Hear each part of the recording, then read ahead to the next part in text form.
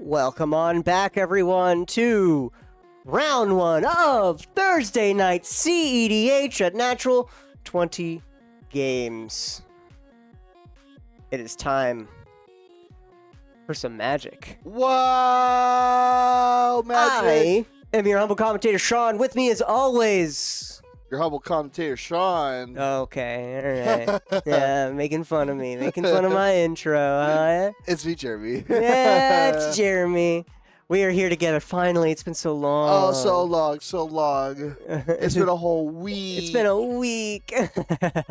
But we are back with some CEDH Thursday night. So fun. How so many people good. do we have tonight, Sean? What's that? How many people do we have competing tonight? I don't know.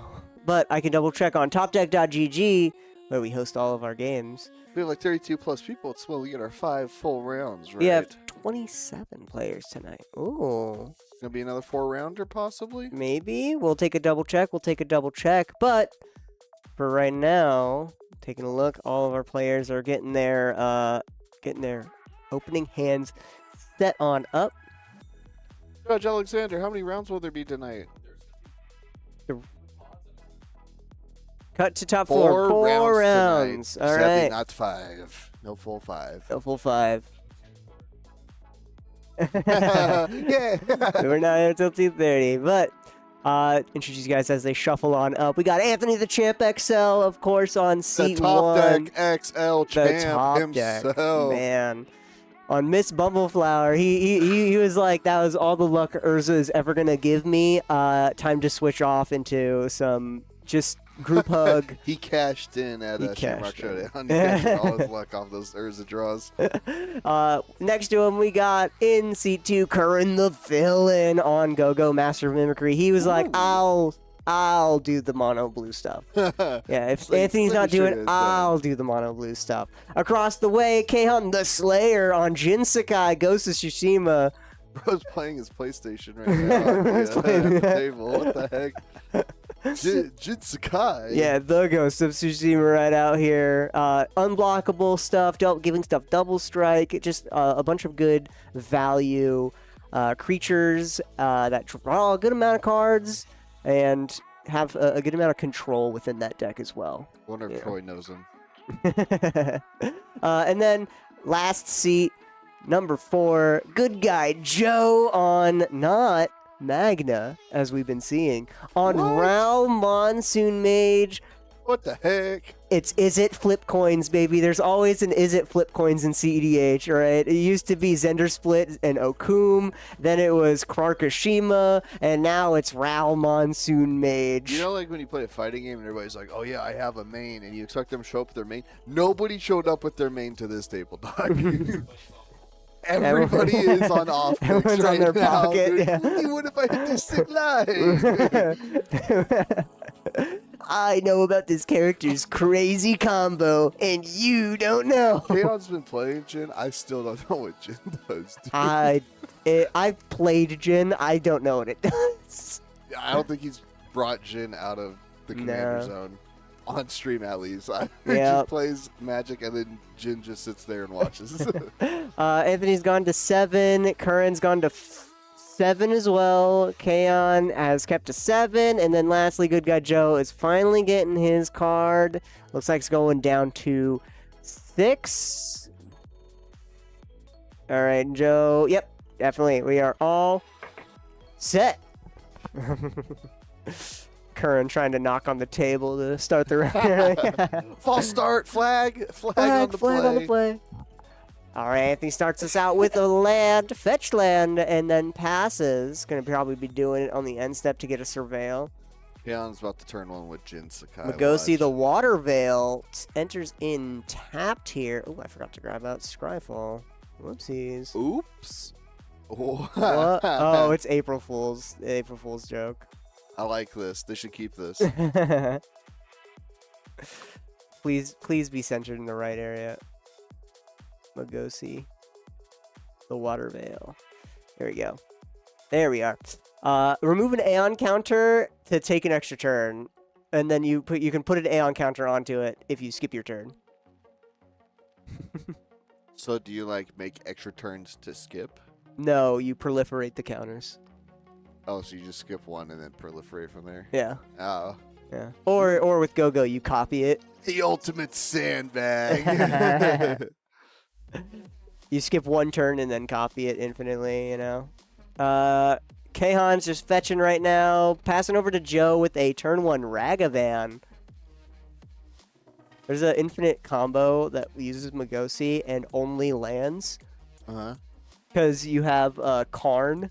Uh-huh. Karn's Bastion, which is 4 mana tap, proliferate. Uh-huh. And then you have like a way to like add on an Aeon counter with Swarmyard, or not Swarmyard. I forget. It's the one that like moves counters around. Nest something.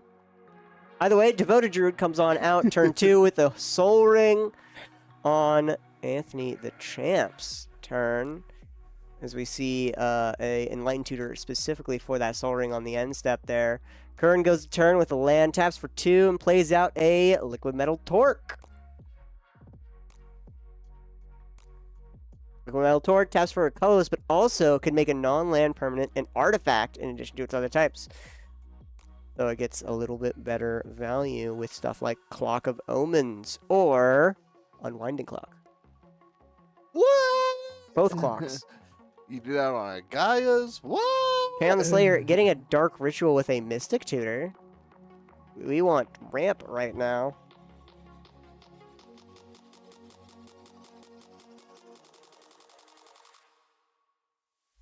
I'm surprised unblockable isn't like a keyword. True. Like it's always like worded like it cannot be blocked. Mm-hmm. Target can't be blocked. Like just call it unblockable. It's unblockable. Yeah. All right, we got a Grim Hireling out here. Ooh. Grim Hireling is like Professional Facebreaker, but in black, and doesn't have the amazing ability of sacking treasures for top deck pseudo draws, but has the ability to sack treasures and removal as you sack X treasures, give -X/-X. But deal combat damage to a player, create 2 treasure tokens. So if we give it double strike, then it can make 4 treasure tokens when it attacks, or whenever Jin Sakai also attacks something, giving it unblockable or double strike, just value out the wazoo. Big value. Big value. Curran gets hit with a Ragavan, flips over an island, and Good Guy Joe makes a treasure. Now at 3, are we going to just cast out Ral? We kind of want Ral out in order to get some good old value coming on in.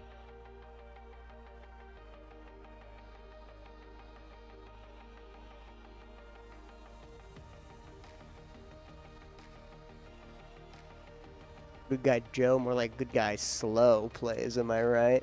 Dang, he's not even here to defend himself. Got him. Make sure you guys put in your channel points as well. Your channel point bets for that ends here in a minute or so. Yep. Put it on in, put it on in. Good Guy Joe fetches out a Steam Vents.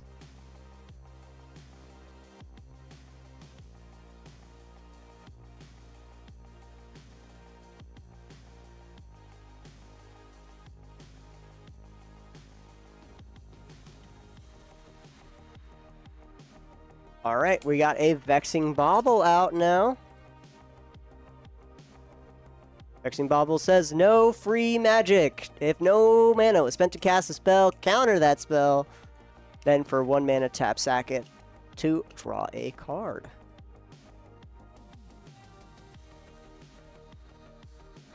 Kahan giving the most expensive treasure token to Joe. Let's see what's most expensive. That one. How much is it worth? 1 second. Oh, whoops.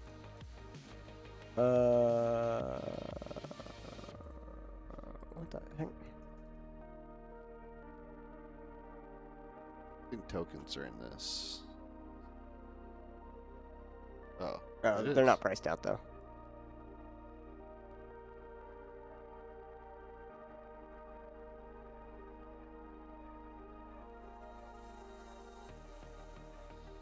BFR? No, the secret layer.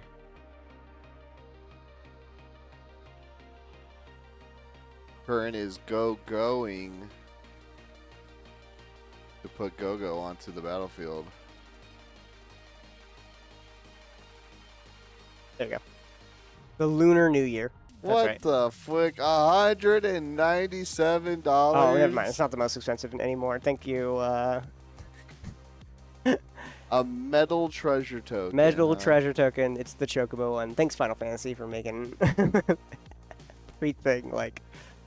Oh my word. Anyways, Dude, you could buy a Modern Horizons 2 draft booster case for $1,500 too. I just saw. Whoa! Whoa! Miss Bumbleflower is out. Same with Go-Go. Moving to Kahan's turn. Grim Hireling's going to be swinging on in, taking some damage to Joe, and then Trigger. We're going to make 2 treasures. Dose.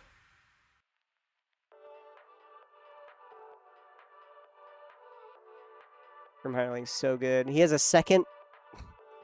He has a second one of those treasures. Oh my god. Kahan's crazy. Kahan's insane. Joe's asking, he's like, how many of these treasures do you have, Kahan? He's like, oh, 2. Dose. He has 2 Lunar New Year treasure tokens in that. And then Kahan passes the turn. Good guy, Joe. On end step. He's gonna tap and sack the Vexing Bauble to draw a card. Everyone's cool with Vexing Bauble being cracked. I think everyone's fine with Vexing Bauble being cracked. People want to use their free magic. Joe wants card. Joe prefers a card at the moment. Go to draw. 3 mana for Joe at the moment. Perhaps a land for turn. Realm Monsoon Mage, if you guys don't know, is a 2 mana 1/3 that makes instant sorceries cost 1 less. Whenever you cast an instant or sorcery spell during your turn, flip a coin. If you lose the flip, he deals 1 damage to you. If you win the flip, you may flip him onto Leyline Prodigy, which can potentially be really good, as that -8 is crazy. Exile the top 8 cards of your library. You may play instant sorcery. You may cast instant sorcery spells from among them without paying their mana cost. So he is an outlet as well as a mana reducer for your instant sorceries. Wow! Pretty darn good. City of Traders with 1 floating here. We're gonna play Ral.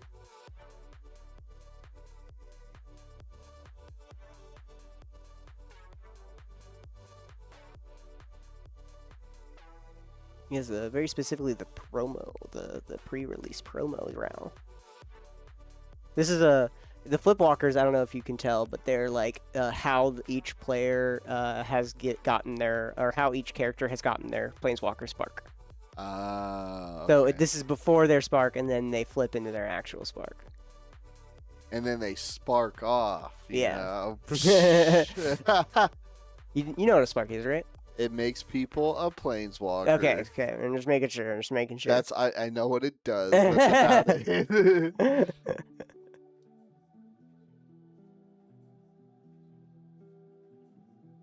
Current Swan Song. We're a Swan Song targeting Seething Song. Good guy Joe doesn't need to be making 5 mana right now.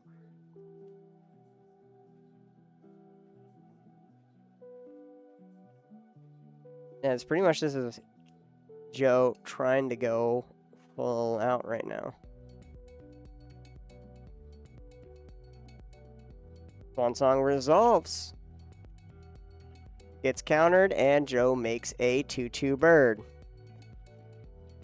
It has this. Slayer even has like the secret layer swan, just to flex even more. Keon's big baller status.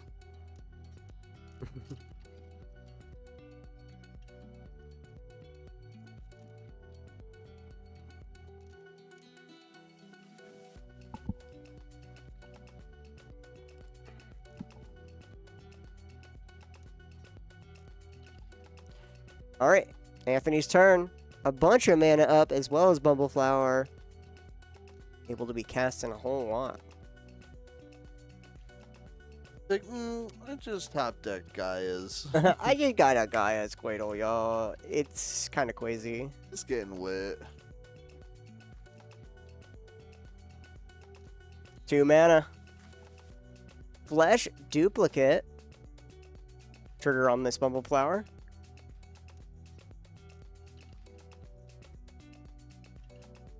Okay, I'm immediately calling it out. It's going to be a Grim Hireling.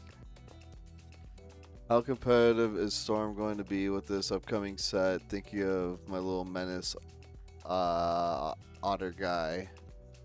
Yes. The answer to your question is yes. Is Storm going to be with this? Wait, what? Thinking of my little otter guy. Oh, okay. Storm is Hi Sky. Storm is pretty competitive per se. Like, I mean, giving something Storm is always really good. She's talking about the Planeswalker Row that gives Storm. Oh, like Brainstorm, you know? No, the mechanic Storm. No, like Brainstorm. Because then there's like storm of Brains. What's his name? It's like something Row something. There's new Storm cards. There's no such thing as Storm cards, actually.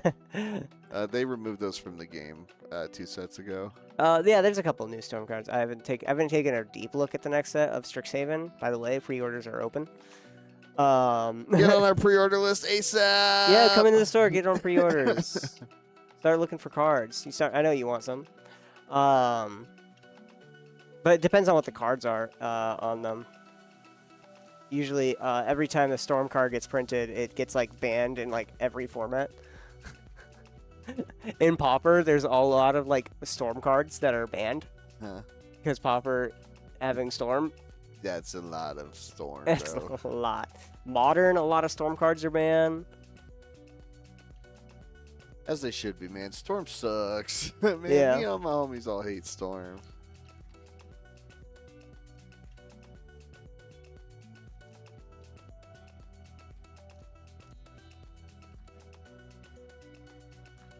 I know Joe probably runs a Storm card like Mind's Desire. Mind's Desire is probably one of the best ones because it's like a sorcery version of Urza's activated ability. You think he's running Sarkon? These nuts. Whoa, whoa! Whoa! Whoa!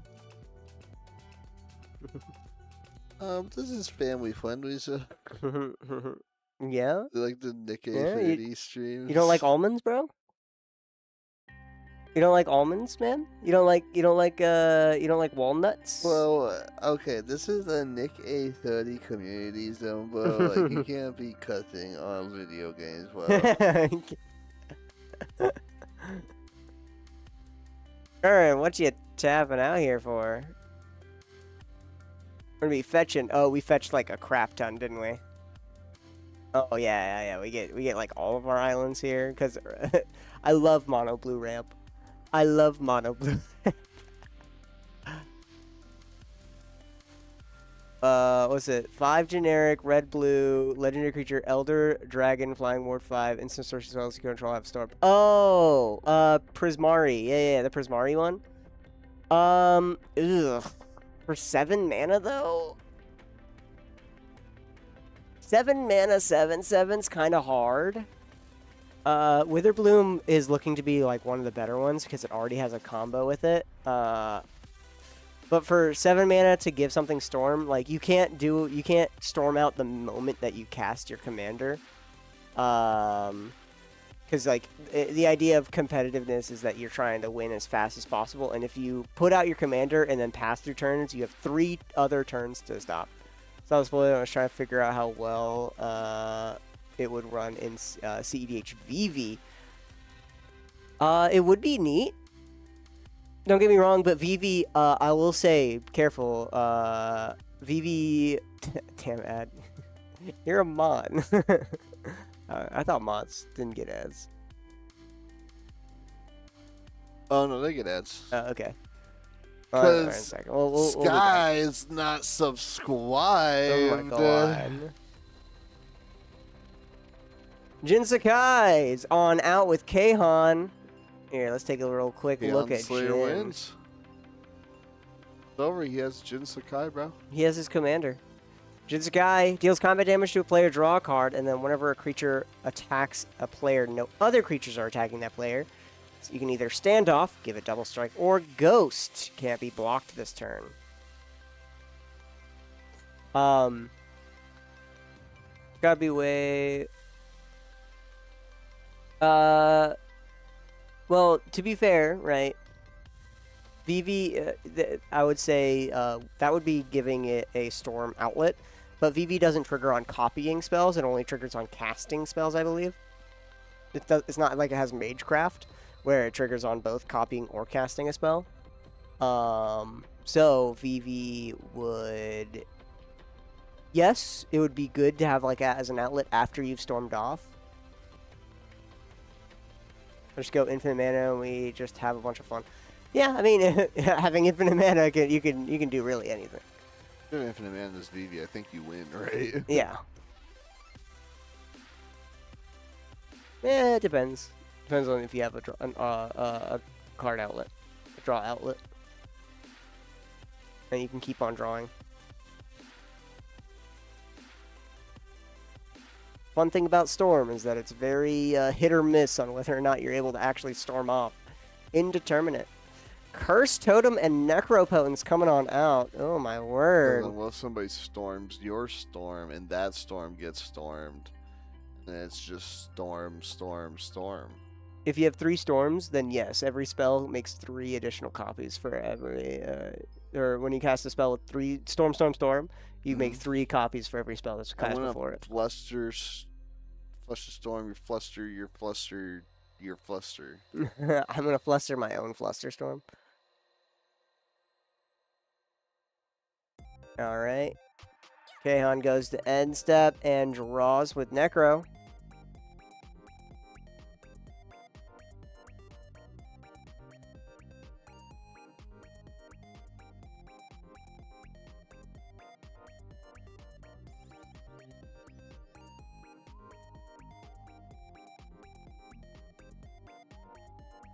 Burning Catacombs, Voice of Victory, Savines, and Mox Diamond all go into exile at Keihan's end step. Moving over to good guy Joe. 5 mana available and a Row out here, so all of our instant searches cost 1 less. I will say there's a lot of like really cool combos coming in from the new set as well. Have you seen the Ancestral Recall one? So it's a creature that's 5 mana. It enters the battlefield prepared, right? So that means it has a attached instant or sorcery on it that you can cast if it's prepared. And then when you cast it, it becomes unprepared. Right? Okay. It has Ancestral Recall. Which is target player draws 3 cards. Okay. You cast it and you have a Displacer Kitten. You bounce that creature and it enters prepared. So you draw 3 cards, bounce that creature, and then you have another blue. You can have another blue to draw again, and then bounce it. So as much blue as you have, you can bounce that creature with a Displacer Kitten, and then draw infinite. Ew. Or draw as much blue as you have. That's gross. Because it is technically casting the spell. Gross. Yep. Already there's some spiciness here with like Displacer Kitten. Oh no, we broke Displacer Kitten again, you know. That's a copy and jam it that we just stole off of the top of what looks to be Curran's deck here.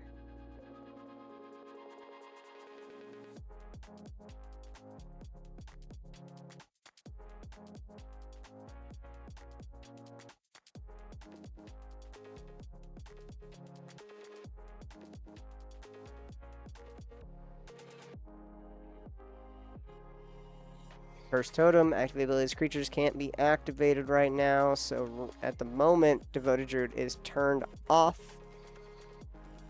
Both its untap and its tap ability. Same with Dryad Arbor. and go. The good guy Joe kind of has a little bit better of a chance here because this isn't affecting him. Same time, could try to see if perhaps Keihan's drawn a good amount of cards in order to be able to stop Joe at any moment.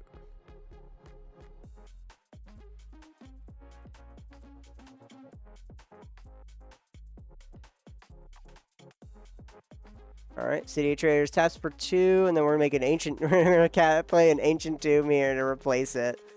Still taps for 2 colorless, baby. Doom. Doom.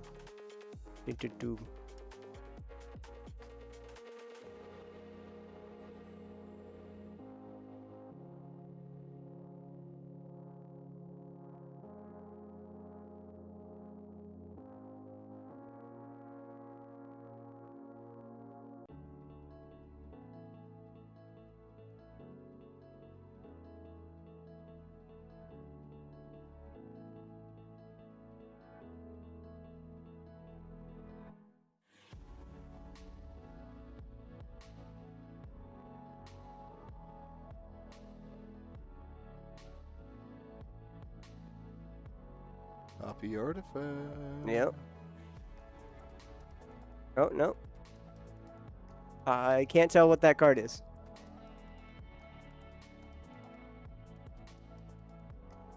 Cheeky, bro. It's not. Oh, it's gain control of something.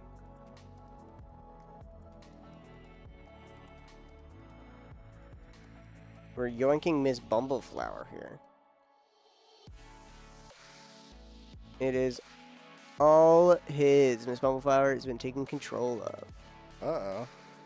This is going to be giving counters to some people, some of our creatures at the same time.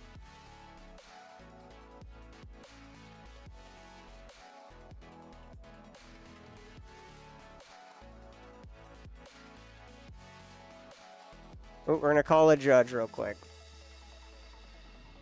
Give us 1 second.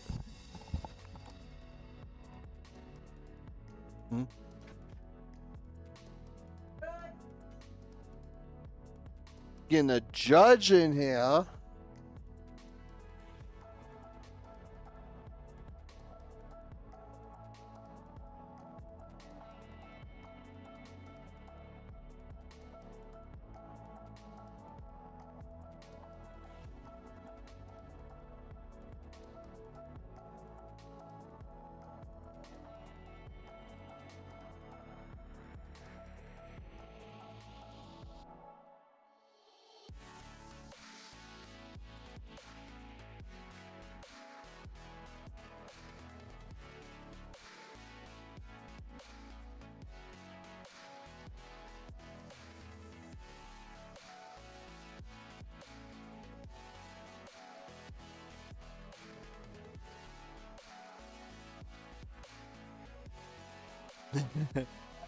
The Bumbleflower dilemma.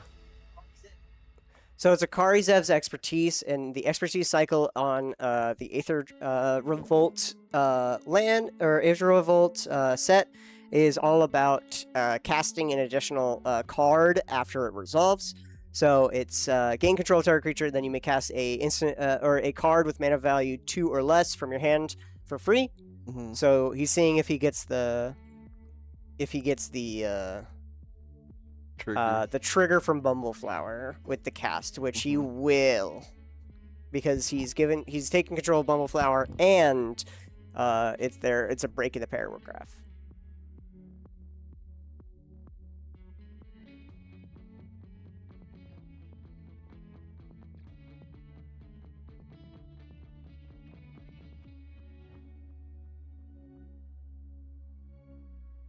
Akari Zev's expertise. Mm-hmm. And by 2 or less. Ren's Resolve is being cast. We're going to give a draw to Keihan and put a counter onto Swan.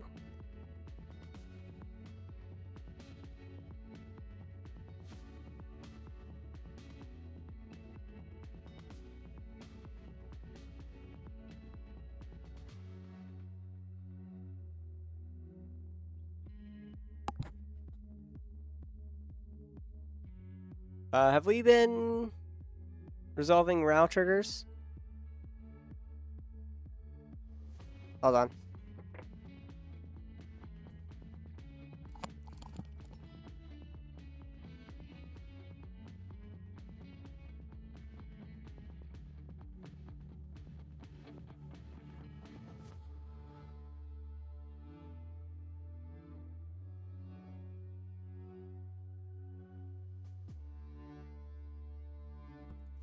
Alright. Let's resolve RAL first. Takes the damage. He just rolled 2 1s in a row before he rolled a 6. He's lost twice, so he's taking 2 damage here. We flipped over.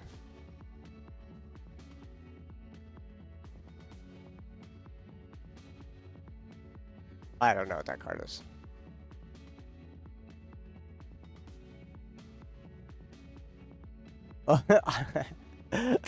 Oh my god, I have no clue what that card is. Starts with a Z though.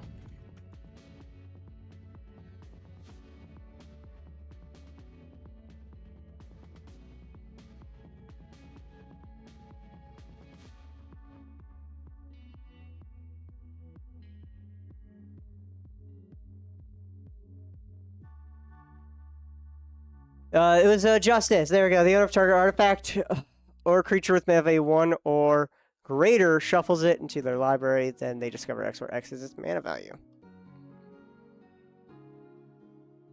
A little bit of a chaos warp. 2 colorless floating still from that from the City of Traders. There we go. We got a representation.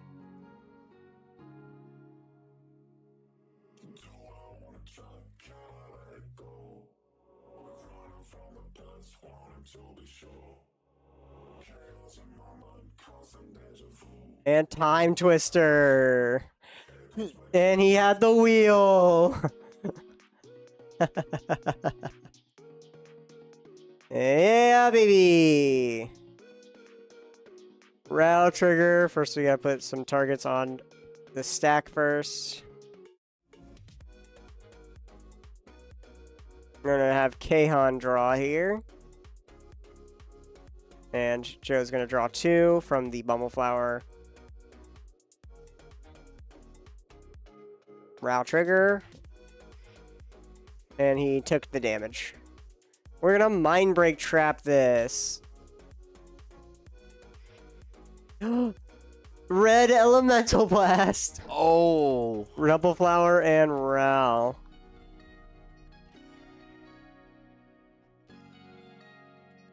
Hunter will always draw off whenever Joe is casting a spell.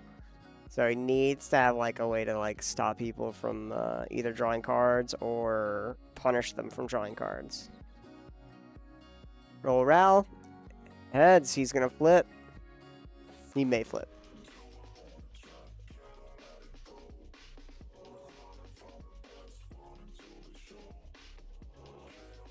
We're gonna Mental Misstep. Oh. And that's the last card in Joe's hand. Now he is hell bent now.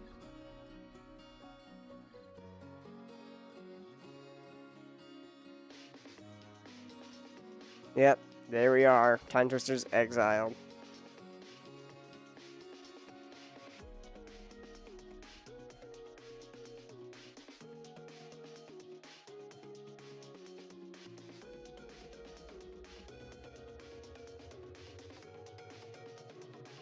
Turn's asking what it does on flip. Chaos explaining. Pretty much, it's just win the game right there. You know, flips and then he exiles top 8 and then plays free cards.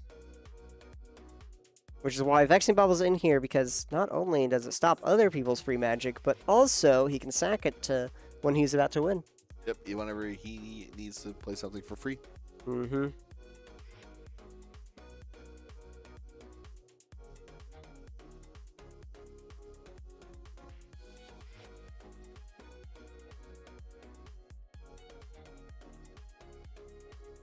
You're gonna copy artifact. And then a Bubbleflower trigger. Targeting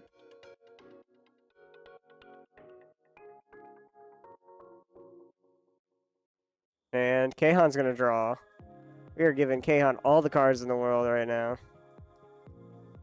Because Kahan doesn't have any open mana. He doesn't want Curran to draw with 4 open blue.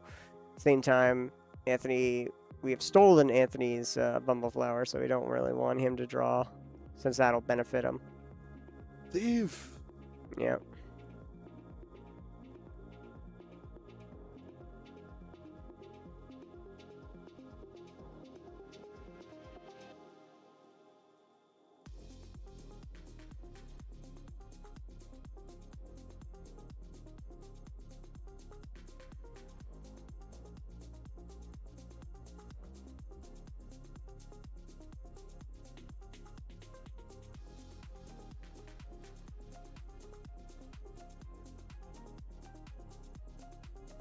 Right now, Kane's drawing a whole bunch of cards, but it doesn't seem like there's anything that was bigger in the moment, at least for stopping the next player. Anthony is out of interaction at the moment.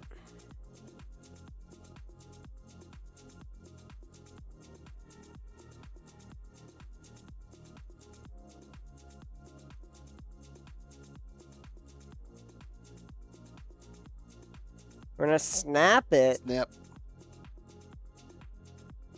Snap the Ral back to hand.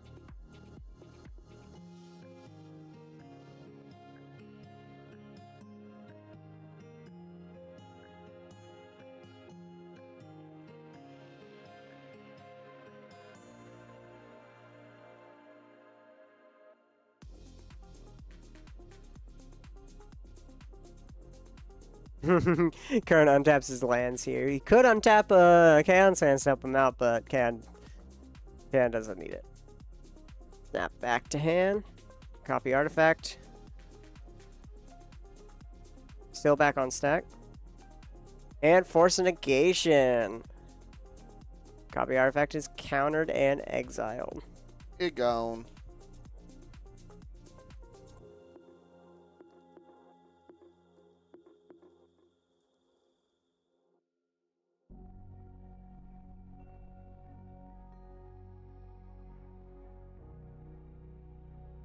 All right.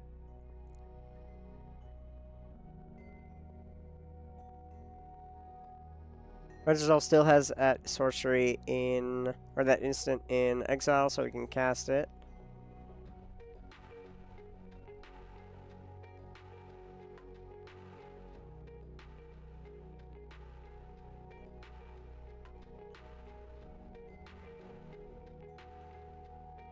Apple of Eden.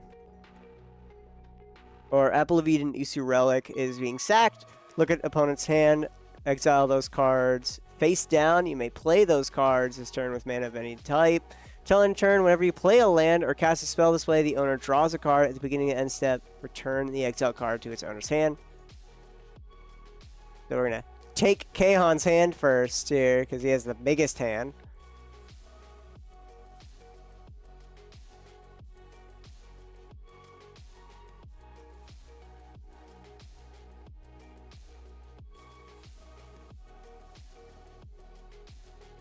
All right, now it's Anthony's turn to go off and try to win the game here.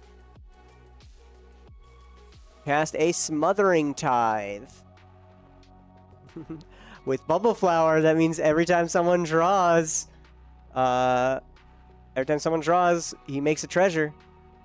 That's a lot of mana. Pretty darn good. There's still a cursed artifact though, so our mana rock or mana dorks are offline at the moment.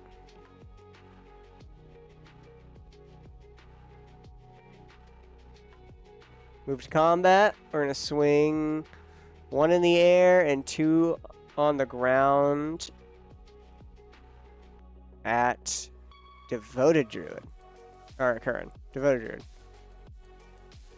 Oh, never mind. Devoted Druid's not being used. We're going to just do 2 at Kaon and 1 at Curran. We're going to make 4 treasures.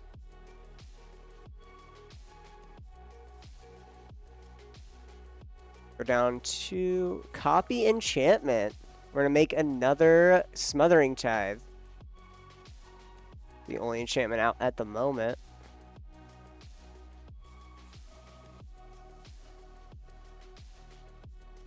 And then Chaos gonna draw. We're gonna Otawara the Smothering Tithe. Yep. Smothering Tithe's going to be entered back into the hand. Copy enchantment's not going to be making a Smothering Tithe. It's just going to be a copy enchantment. It's going to be an enchantment with no abilities. What? There's no other enchantments on the battlefield. Or, oh no, I mean, Necropotence. You're right. You're right. Necropotence is here. I'm right.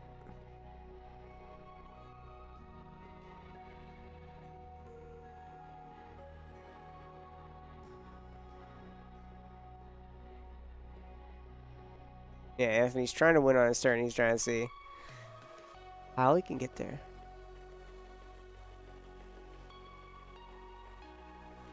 Fierce Guardianship targeting his own copy enchantment in order to draw a couple cards.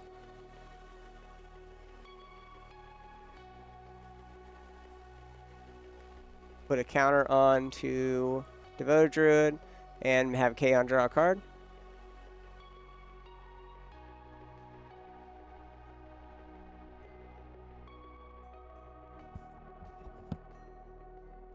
Grapple Eden as well getting cast. Kaon is going to draw. Yeah, it's not a May, so Kaon is going to draw another card. Fierce Guardianship resolve.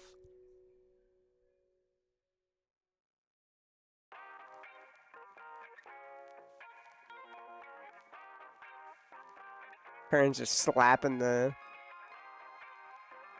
It's on the stack.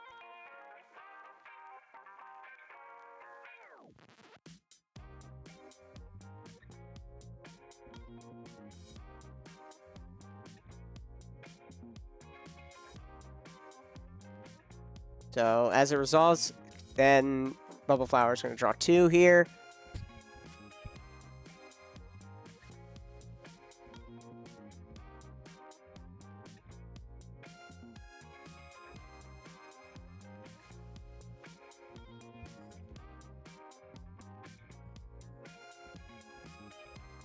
And Anthony might have a response still.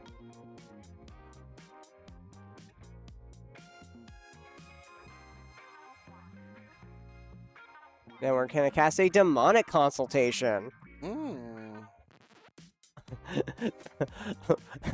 Which is also going to draw Kahan 2 cards here from casting his card and from the Bumbleflower. So is he still going to make 2 more treasures here?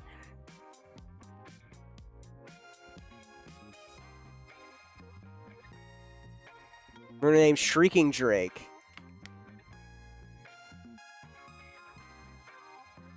Didn't die.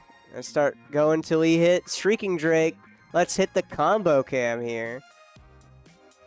Pact Negation, Agatha's, Chrome, Mox, Swanshy Tong, Force of something, Cannon, Telepathy, Scalding Tarn, Gaia's Cradle, Fathom Mage, Badger Mole, Mockingbird, Path. Let's see.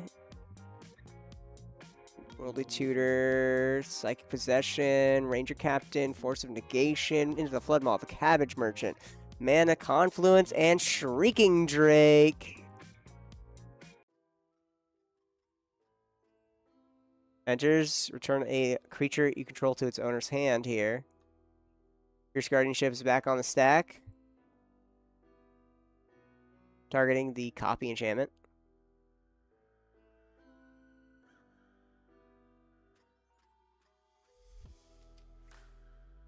This will resolve. Counters the copy enchantment. Wadawara's on the stack. Goes back to hand. And then we're going to have someone draw a card, and he's going to make a treasure. Judge? Nah.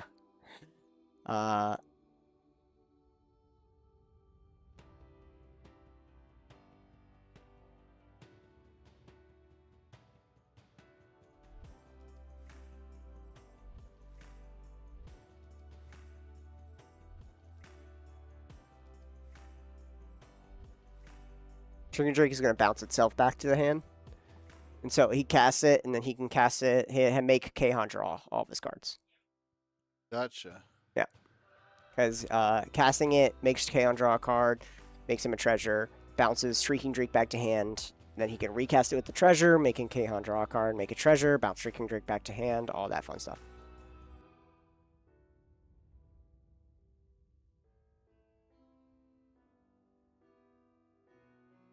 All that Anthony really needs is a silence effect in the meantime, in order to not have his opponent's draw, or not his opponent's counter anything.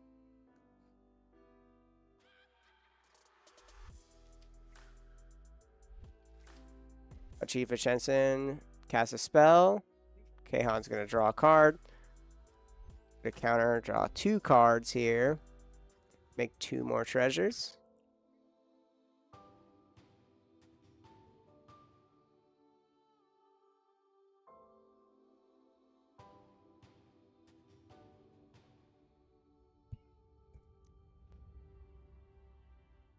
Anthony's really just trying to essentially ritual his way through here, trying to make as much mana as possible with like 1 drops and 0 drops. Giving Kahan 2 draws, making 2 treasures.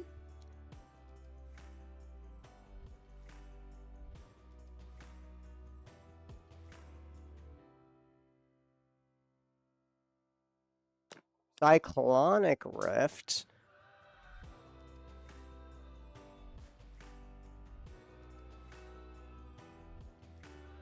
By the time he's back on the field, by the way, because he did cast it.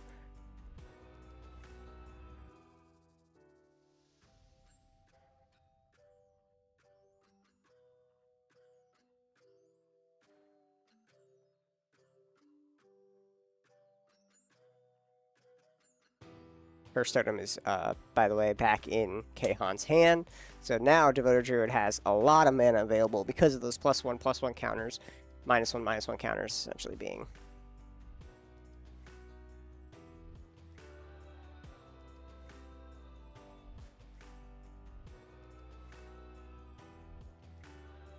Elvish. Evolution Witness. Evolution Witness, whenever counters put onto it, you Ewit. Return a permanent from your graveyard to your hand. So this is going to be a way for Anthony to get some stuff back.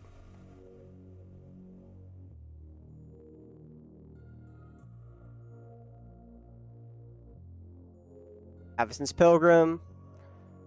Trigger, we're going to put a counter on Ewit.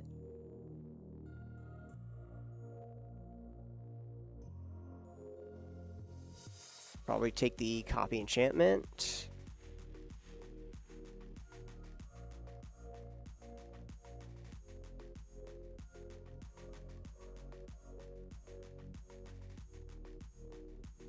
Cast copy enchantment. Trigger, we're going to make Kaon draw a card, make another Ewit. We're going to bring the Apple of Eden back to hand.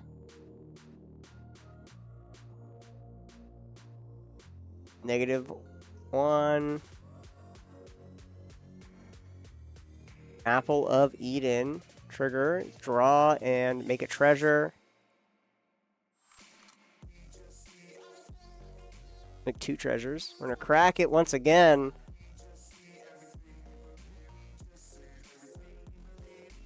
And back again at Kahan. He's going to steal. That means every time he casts a spell, he's going to draw 2 cards, which makes...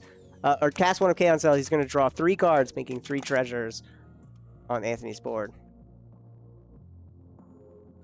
Judge coming on up. 1 second.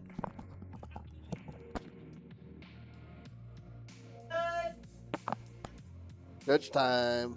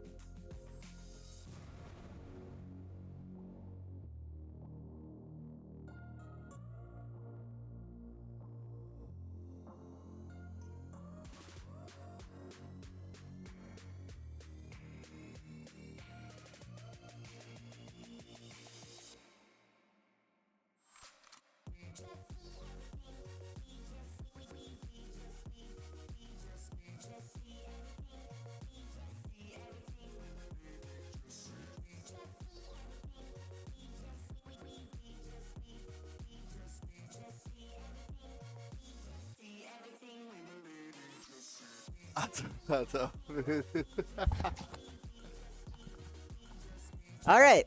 Yep, he will get 2 triggers. Ooh. So off the cast, Kaon will draw 3 cards per cast. Oh my word. So you put a counter onto Ewit here, get Isu, the Isu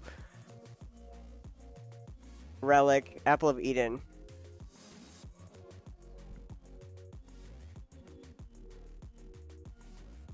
So he's gonna try to silence.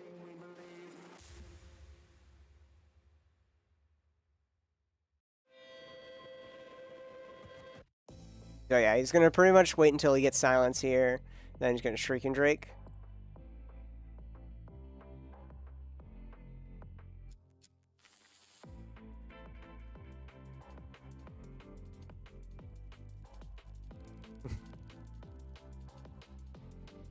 Yep, they are not going to be able to get through all of that, as basically he's Apple of Eden's going to be stealing everyone's decks for him to cast, and then making them draw cards, and then stealing more of their decks because of Evolution Witness, and that is Anthony, the Champs XL's win with Miss Bumbleflower, the casual. I think honestly probably one of the casual like commanders.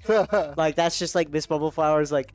When people are getting in the game, it's like, I want to play the bunny and do funny group hug. And then he's just like, I'm going to make it CEDH.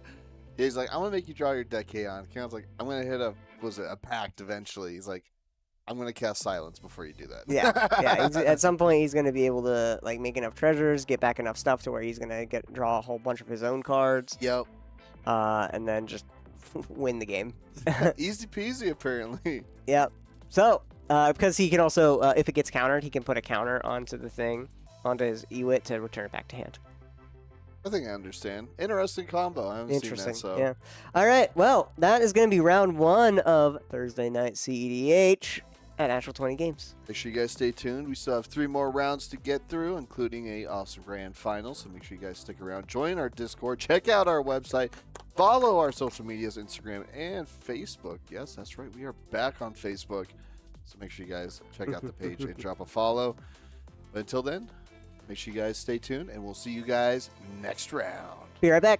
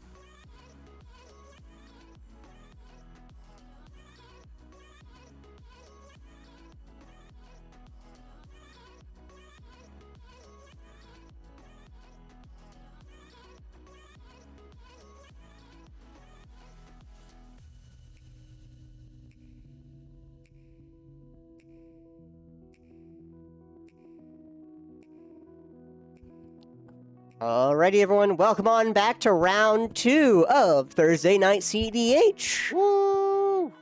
We are back with, I believe this is table 4 as our featured match today. We got Justin B and Gabriel, the Archangel, father and son duo, up on the table on seat 1 and 2, playing Selvala, Explorer Returned, and Tiamat. Oh. I'm going to have to talk to him about his Tiamat list, because he's not running my second favorite card of all of Magic, by the way, guys. Frick. Dream Halls. Oh. Look up that card. I'm not putting it up because I don't want to spoil anything. But Explorer Returned is a 3-mana 2/4 with Parlay. Tap it to each player reveals the top card. For each non-land card revealed this way, make a green, you gain a life, and then each player draws that card. Gabriel, we have on Tiamat Tiamat is a 5-color dragon commander. Whoa. It's a 7/7 flying. When it enters, if you cast it, search for 5 dragons not named Tiamat and have different names. Reveal them, put them in your hand, then shuffle. And then lastly, we got Tommy, or not lastly, second to lastly, we have Tommy the Terror on Gyruda. Gyruda, Doom of the Depths. A little bit of an interesting one here as well. When it enters, each player puts the top 4 cards of their library into their graveyard. Put a creature with even CMC from among them onto the battlefield under your control. A little bit of a reanimate. And then lastly, we got Rob on TNT. It looks like we are all set and ready to go. Everyone's spread on out. Let's start the game. Good luck to our players as they pick up their cards and start on in. Mr. ROB, fresh nickname and all. Ridiculously overly buff. Or running out of breath. I don't know. Running out of breath. Play a pathway into Llanowar Elves and pass. Gabriel is going to be playing a dork as well. Deathrite Shaman coming in with an Overgrown Tomb. Tommy the Terror drawing a card, playing.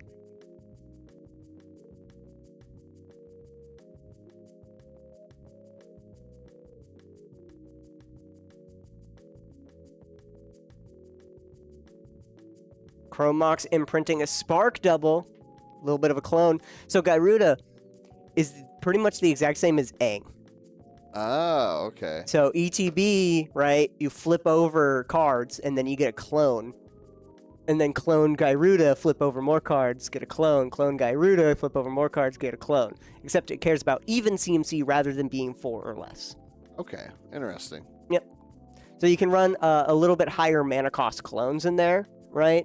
But the trade-off is you have, you know, depending on what clones, right? 3 mana clones you can't run, 5 mana clones you can't run, 1 mana clones, there's not any, but you can't run. You have to run 2, 4, 6, 8, etc. Arcane Signet and a Jeweled Amulet. Jeweled Amulet, of course, makes mana. You can put a charge counter for 1 mana. You have to note the type of mana spent, and then you can remove the charge counter and add 1 mana of the last noted type. So you can most likely play black or blue, store it onto the Jeweled Amulet, and then spend it later. Esper Sentinel is going to be played, and passing over to Mr. B, coming on in.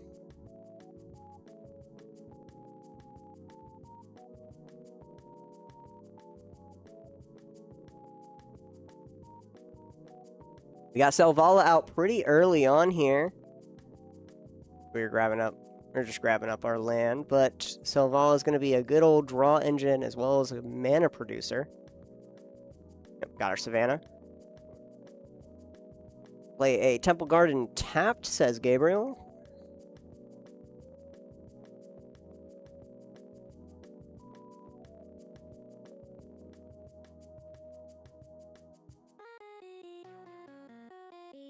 It looks like we're shocking it in. Rob has bullied him into shocking it in. Pseudo-bullied. He's like, might as well, if you're playing something for 3, might as well shock it in.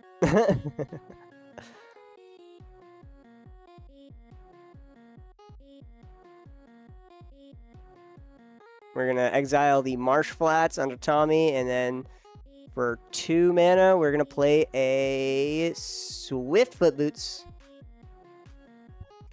Swiftfoot Boots gives something hexproof and haste for 1 mana equipped. 2 mana. Not as good as Lightning Greaves, but still pretty darn good. Esper, oh, real quick. Esper off of, yep. Rob has to draw a card here. There we are. Not a May. We stored a blue onto Jeweled Amulet and passed over to Tommy. Tommy's going to fetch once again with a Verdant Catacombs, grabbing up a black and blue, probably a Watery Grave. Or maybe he wants to surveil and try to get through his deck a little bit faster. He's trying his best to turbo out Gyruda as best he can. Gyruda is a pretty heavily costed commander. 6 mana for it. It's kind of hard, right? Well, yeah. Aang is like 5 mana, right? Which makes it objectively better. Gyruda was the original strategy of, oh, I'm just going to flip into clones and clone Gyruda over and over again. Yeah. Right? And I'm also milling out my opponents at the same time. Yep. Right? That's why it's that extra mana, but also the colors are a little bit more restricted with black and blue. Either way, Gyruda is like that original strategy. We're going to be grabbing up a Undercity Sewers to surveil one, get through our deck a little bit harder. Was that original strategy, but now with Aang out, and as we saw it from Shamrock Showdown, guys should probably check out our YouTube channel to see the Swiss rounds of Shamrock Showdown. Oh yeah, check out the VODs. Heck now yeah. Uploaded on YouTube. And then you can also check. Then you'll be checking out hopefully soon here the finals, which had Aang in it. Oh yeah. You can see how fast it is with having access to green, right, and the ramp that has, as well as white and the silence effects and the bounce effects and the blink effects that it has. And so it can really turbo out even faster, and Gyruda just kind of falls on the wayside with only with it not even having a chance to step in. Yeah. Right. It's kind of just, yeah, it was the idea, and then it never got past that idea because of the restrictions of its mana cost and its colors.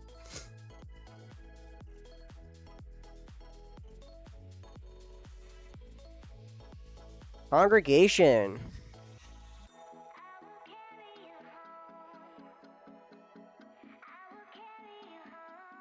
Congregation at dawn.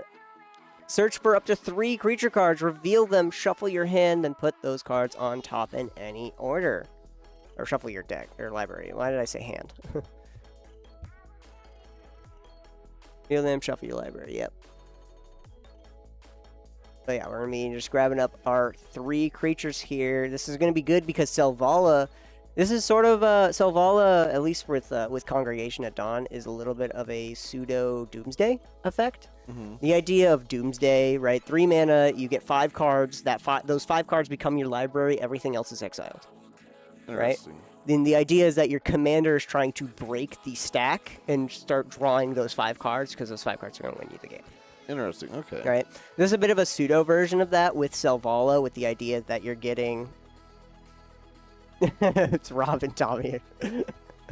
That you're getting these 3, pretty effective creatures, and then you're trying to break the stack and draw and make mana with Selvala. As you make Selvala, each player reveals top card for each non-land you make a mana.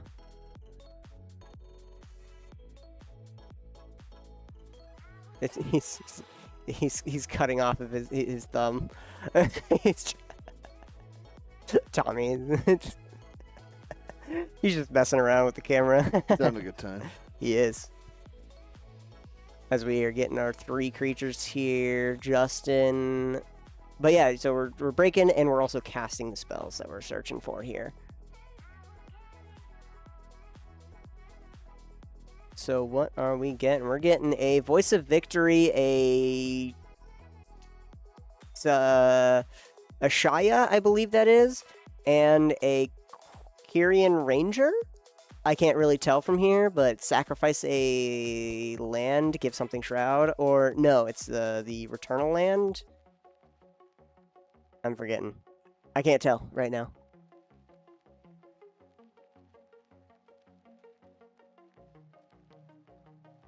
Oh, that's awesome. It says "Happy Birthday, Gabriel." I'm gonna play that. That's actually so cute. It's the that's the Dragon, by the way. So. Yeah. Cool art too. I like it. Mm-hmm. Very iridescent. So we're gonna get that. We're gonna draw our card. Because that was on upkeep. We're gonna play a Brushland. A little bit of a pain land here. Now we are going to tap Selvala and parlay. Everyone's going to reveal the top. We got Smothering Tithe, a land and a creature. So that's going to be 3 non-lands here. So he's going to gain 3 life, make 3 green mana, and draw that card.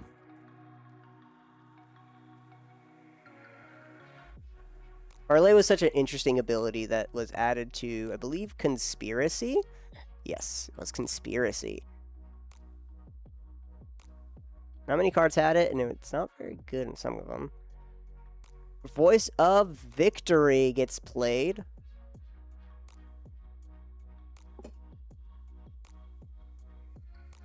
Tommy. So Gabriel does not have anything. Tommy passes.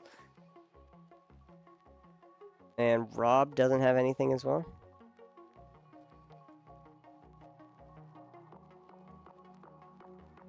Rob's just saying this might be just a setup one, so he doesn't think of anything right now.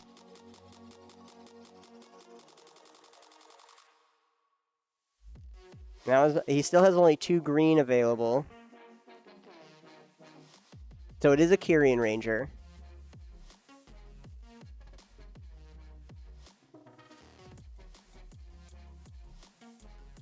Kyrian Ranger is return a forest, untap target creature. Not bad. So this will return a creature, right, like Llanowar elves back to hand, right? Kyrian Ranger returns Kyrian Ranger back to hand, and because he has Ashaya makes all of his creatures into forests. Oh. So he returns Kyrian Ranger back to hand, untaps Selvala, taps Selvala, parlays, right? Makes the green, right? Parlay. Remakes that green, right? Unless everyone flips a non-land immediately and he has no mana up, then he's kind of busted right there, right? And then he uses a green to recast Kyrian Ranger and then can bounce it back to his hand infinitely, and as well as drawing his opponents out the game. With Voice of Victory, they can't cast spells, so it doesn't matter. Oh, okay. Interesting. Everything is a forest. Plant trees. All right, we're going to use one. We're going to untap Selvala here with Pillar Launch. This is a funny little card. Ooh, whoops. Pillar. There we go. Pillar Launch. 1 mana, untap it, give it +2/+2, and reach from Avatar. He's going to launch something into the sky. Yep, he's launching Selvala here into the sky, untapping it, retapping it to draw another card and make even more mana. He's at 5 mana right now. Selvala is suddenly learning how to earthbend. And Ashaya, he did draw Ashaya and the Kyrian Ranger. Ashaya is 5 mana itself, so unfortunately he needed that 1 more mana. Tommy flipped over the Ancient, or no, not the Ancient Tomb.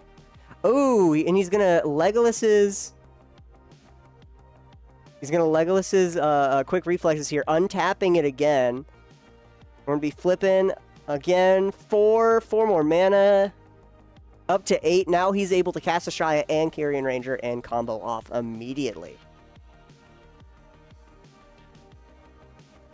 Yep, Voice of Victory is now pretty much stopping everyone. Use 5, go to cast Ashaya. Everything is now a forest. Non-token creatures he controls are forests.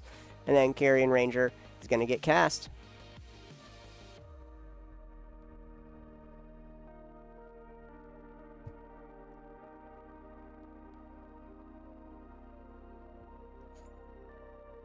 Beseiju here.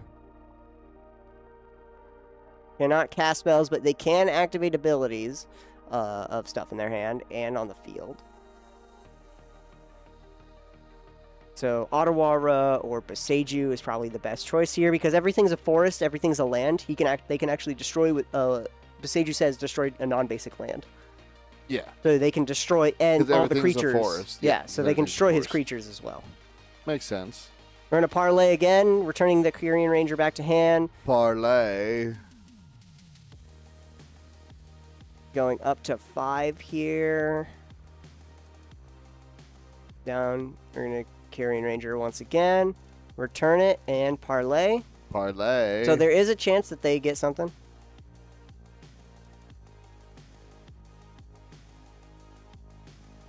Land. Parlay. So yeah, like I said, as long as he has enough banked mana to cast Kyrian Ranger and doesn't just brick with 4 lands off the top.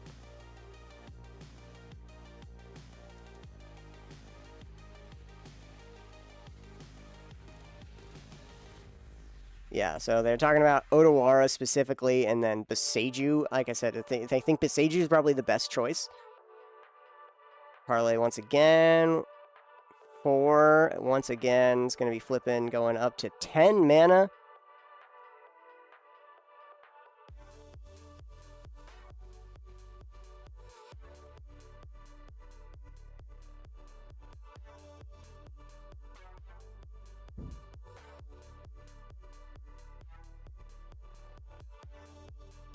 Gabriel's only just setting up. Do it once again. Flip over, land, non-land. It's 2 mana. Rob's just putting all of his flips onto his field here. So far, he's only gotten non-lands. Non-land, not Skithrix. Oh my word. 4 more mana here. This is only green mana he's making, by the way, so he cannot cast any white spells right now. Only green. Only green.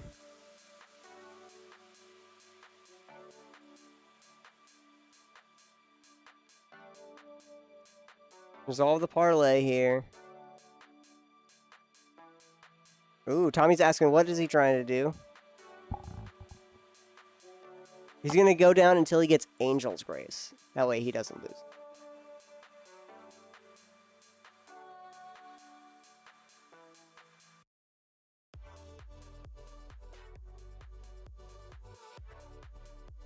So he's going to Angel's Grace. Angel's Grace says you don't lose the game. Yeah. Or you can't lose the game. And then he's going to make everyone else draw their deck and draw out their cards and have them deck themselves. While he, even if he draws from no cards, he doesn't deck himself. Yeah, because it's Angel's Grace. Yeah.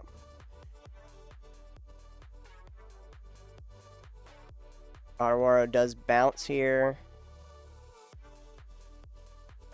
Tommy's asking, is there a world where he can bounce the voice? So if we bounce the voice of victory, that means everything is online. Everything can be countered here.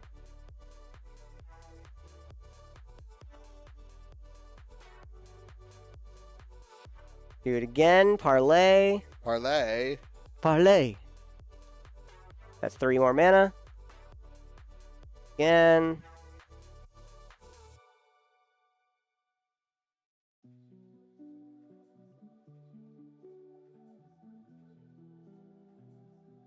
So this is, yeah, it's basically kind of an infinite, but but because his opponents are drawing cards and they have activated abilities, they're trying to make sure that they don't skip the window of drawing Otawara or Beseiju. I doubt, I don't know if Gabriel or Rob runs Beseiju, but they could try to Beseiju. Rob wouldn't have the mana for it though. Gabriel's tapped out, and Tommy's not in the colors. So it's just Otawara.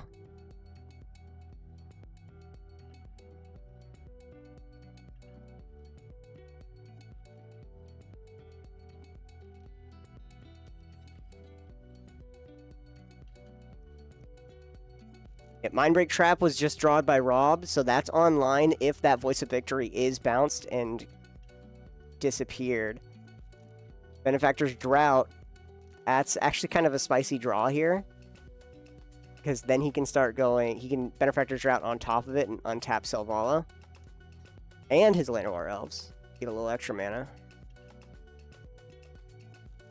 Parlay.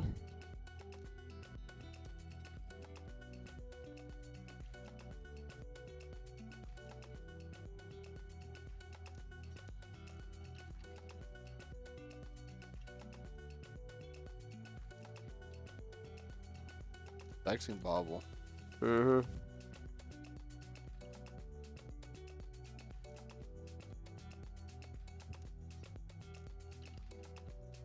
Yep, we're gonna grab the Vexing Bauble here. Stop free spells, just in case this Voice of Victory does get bounced. Rob's Mindbreak Trap wouldn't be able to get cast. So you'd have to hard cast it.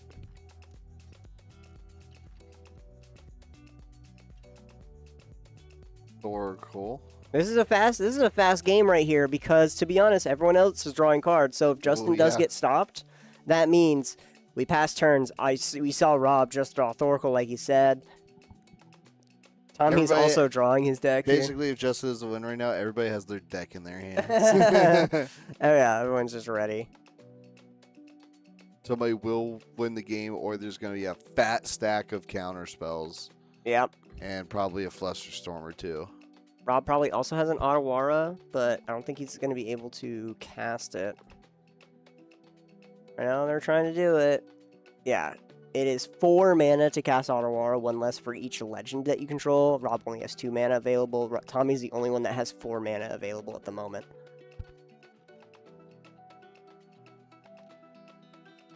I'm going to do it again. Flip.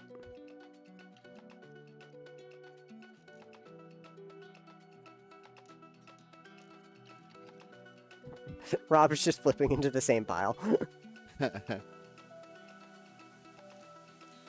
it again. Cabal. Yep. Silence. There's silence. Yep. But he has no white mana right now, remember.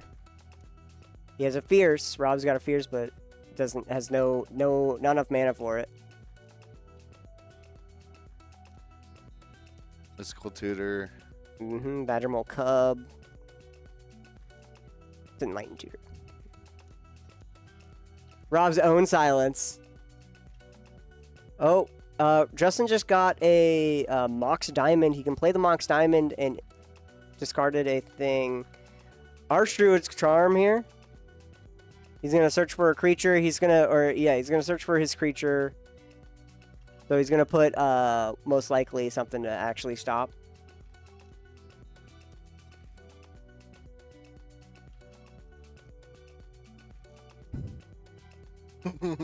Thank you, Rob.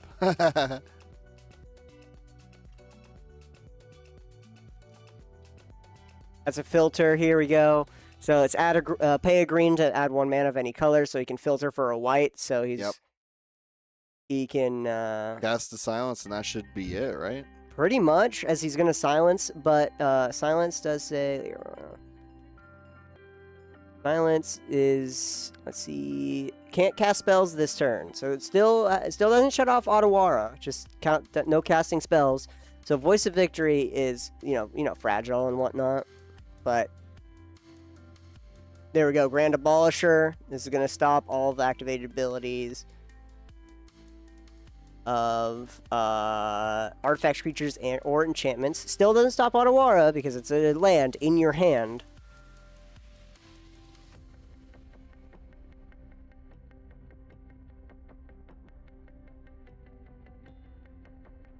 We're going to float 4 mana because it does stop activated abilities of artifacts. 3 blue mana has been floated. Just to get ready for it. Activate Selvala once again. Flipping even more.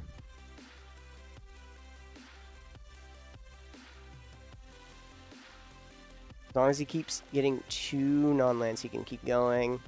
But to be honest, he has enough backlogged mana in order to just go off. Activate Selvala again. Dryad Arbor is a land. Yeah, bro. Activate again.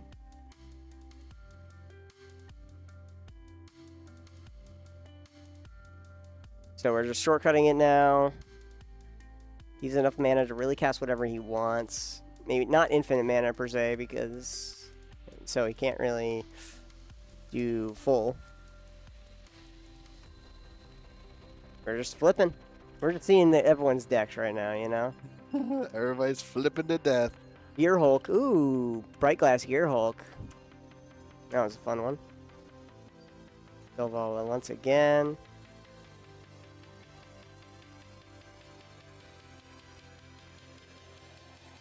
Justin could just go to combat and have Tommy, like, not have mana. I'm surprised he hasn't just been like, I'm just gonna move to combat. Or no, because then he'd loot his mana too. Or he could Benefactor's Route, untap Selvala and Dryad Arbor or Llanowar Elves and be able to go off.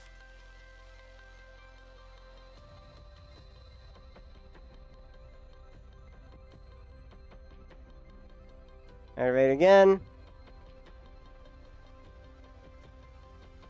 Angel's Grace. There it is. Angel's Grace does have split second.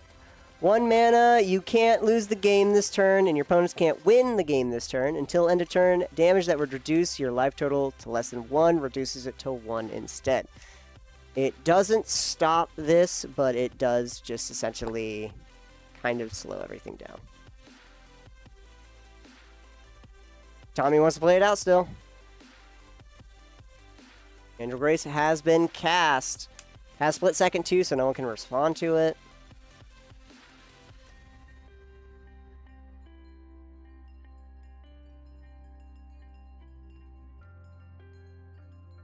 We're going to cast Emil for protection, as it can pay 3 and blink something. Aladomri's Call.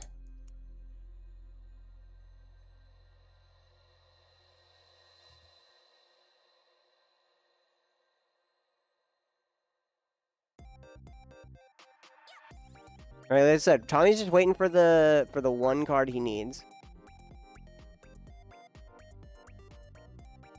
Where's Otawara? But unfortunately, it's just not enough at the moment.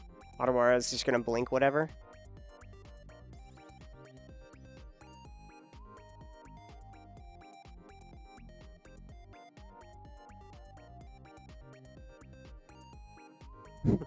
Rob's done flipping. Oh, Tommy's flipping for Rob now. Because Rob got tired. All right. That's funny. So they're just going to keep on flipping until everyone gets it. Otawara has been gotten.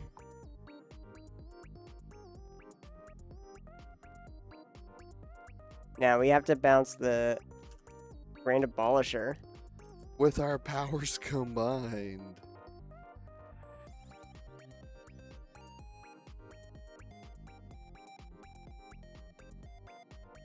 A whole bunch of green mana right now. Voice of Victory still here, and Great Abolisher. Yeah, even Tommy Hunter having an Otawara. Doesn't matter what he bounces, he's just gonna blink something with Emil. And this.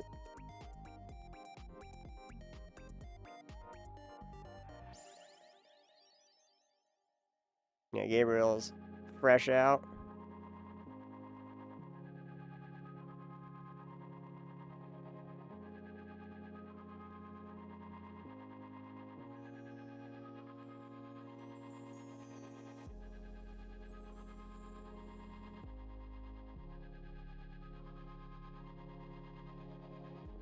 He's the only one with a nickname. Yeah, bro. Gabriel's is the youngest one out of the family, and he's the only one with a nickname. Yeah, he is. Heck yeah. You got your own Nat 20 nickname? Oh, but I do.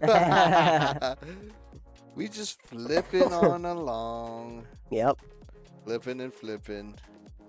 Yeah, so we got the Otawara, but it doesn't even matter.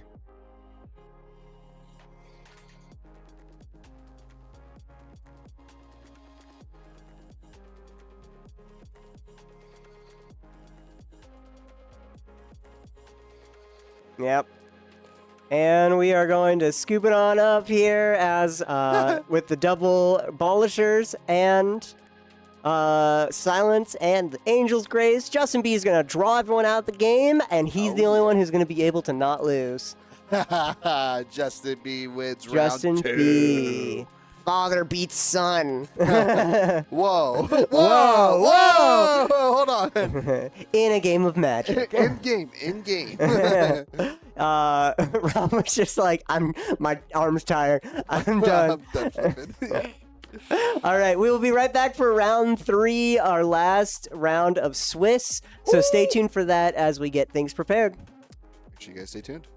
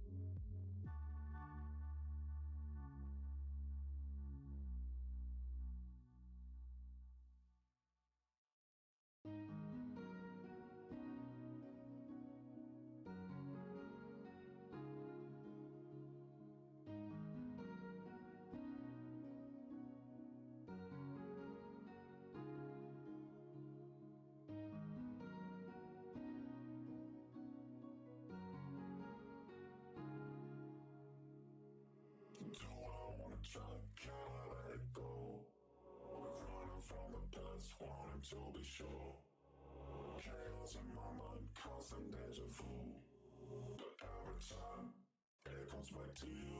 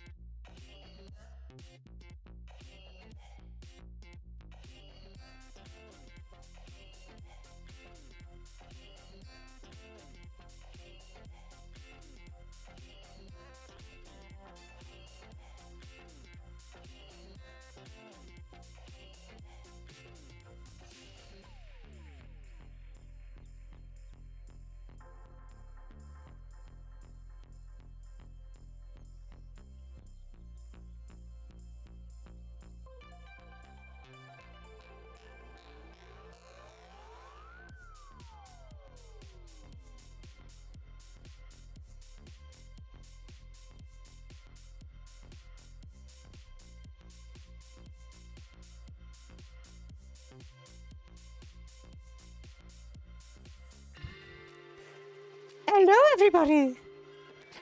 It's round 3 of CDH Thursday nights at Natural 20 Games. Oh, yeah.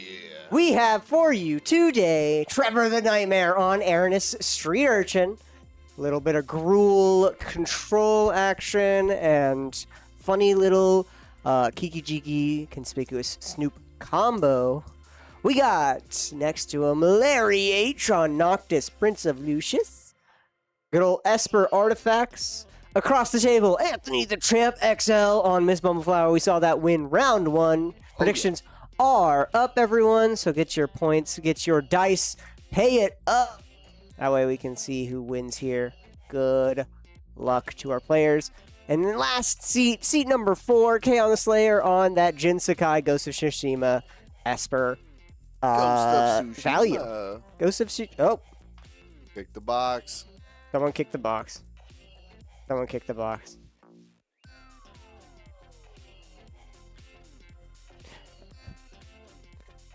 I'm gonna yell at them. second. Uh-oh. Uh-oh.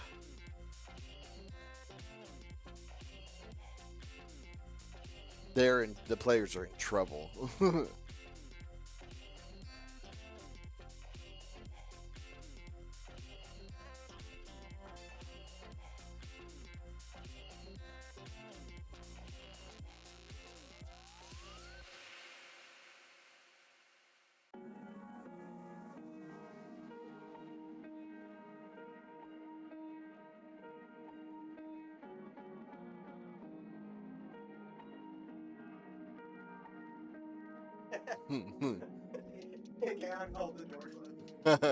You're not allowed in. Don't come You're not in. allowed in. He held the door.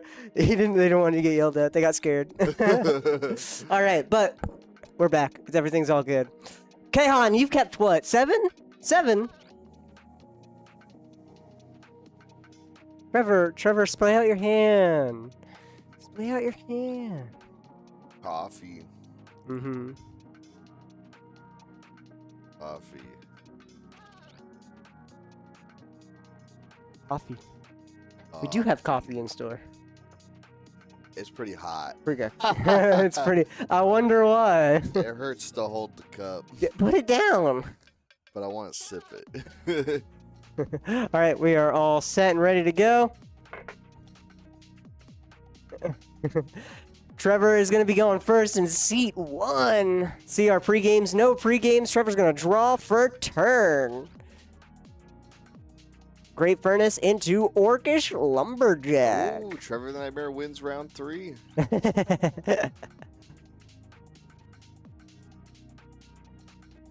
Orcish Lumberjack is sack a forest to add 3 mana of any Gruul combination. And we're going to play a Lotho turn 1 on Larry's turn. Lotho, of course. Second spell gets cast, make a treasure, and lose a life. Anthony Champ. Could that sacrifice somebody else's forest? True. It says a forest, right? It doesn't say your forest. Chromatic or Chrome Mox and Lauren of the Third Path imprinted onto it. Kan's gonna Polluted Delta fetch.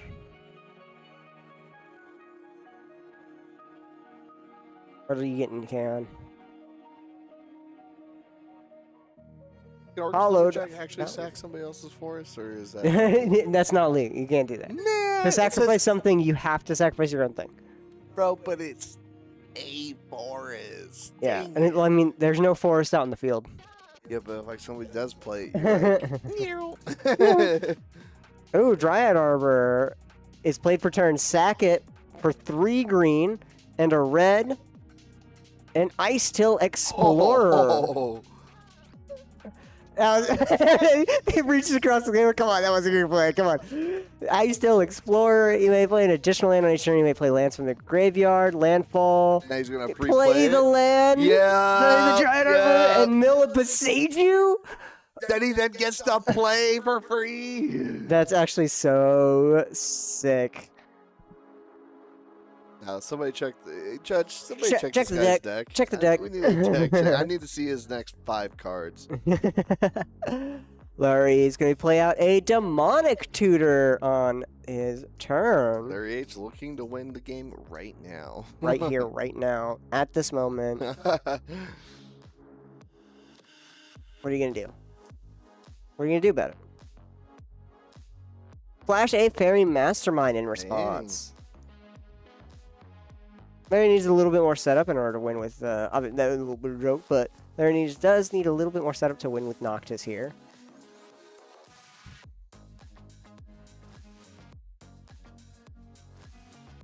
He says that changes everything. Fairy Mastermind. What is Larry gonna get? Yeah. He grabs his card. He's gonna shuffle up here, moving to Anthony. He's gonna go immediately to combat.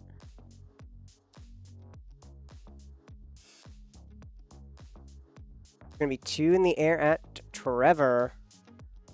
Taking a damage from City of Brass. 3 mana. We're gonna play a Finhorn Elder. Or y'all, some elder. Crap, I'm forgetting.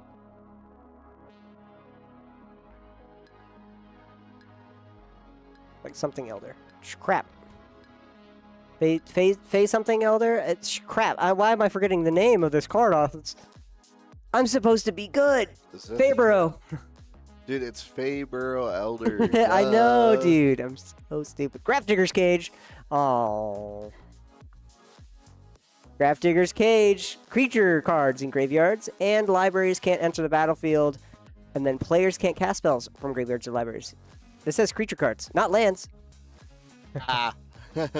Trevor's, but to be fair, in graveyards and libraries can't enter, so unfortunately, Gaia's Cradle. You didn't know the Gaia's Cradle.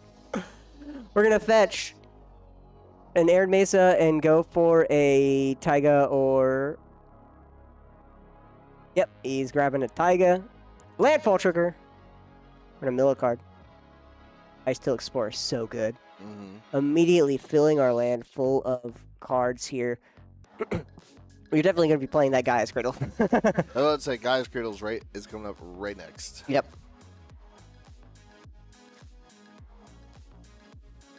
Trigger. There we go. And there's a Talon Gates. Okay. Wow. That's actually so sick. Wow. Oh, thank you for the follow, Cat Dad Mar. Welcome on in. We just played Gaia's Cradle from our graveyard, and we milled out a Redirect Lightning, sure. That's our second land for turn here.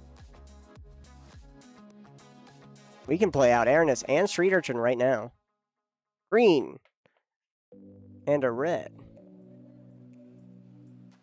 Bestow our Springheart Nantuko. Welcome to the follow, Gekium. What's with all the follows? Thank you guys. Welcome on in to Thursday Night EDH here, not just 20 games. Springheart Nantuko is bestowed onto our Icetail Explorer. This is going to make it so that way every landfall is going to mill us a card as well as make a copy of, if paying 2 mana, right? Make a copy of Icetail Explorer where we can play additional cards and mill more cards. Wow. So this can be kind of a pseudo infinite after we hit enough land drops and hit enough things. We can make a whole, and we can go through our deck a whole lot faster.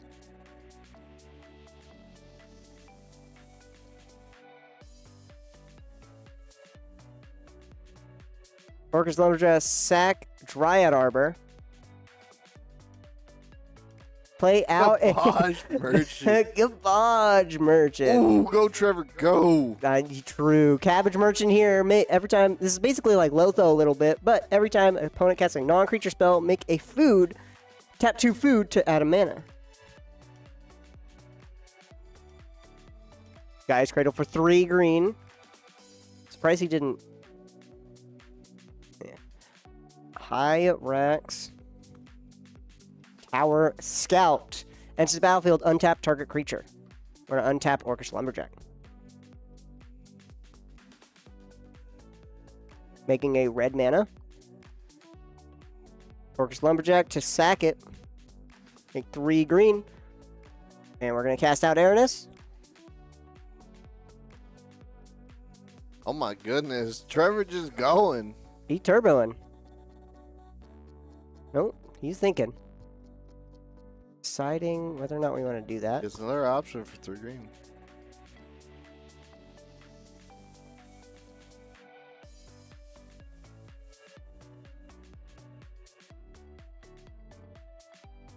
Birthing pod instead. Yeah, we're going to birthing pod route instead of Aranis. All right, birthing pod. Sacrifice a creature to search for something with higher CMC. We do have a floating red.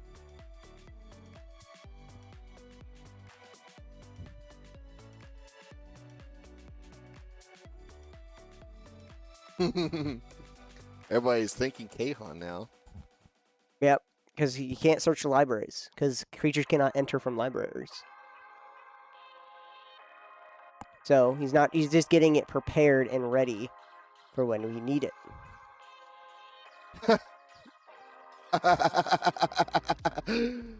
We can't talk about that one. The sportsmanship at the table is unmatched right now. It is True. truly heart-touching how genuine these players are being with each other. Yeah. Judge! Grabbing up a judge real quick.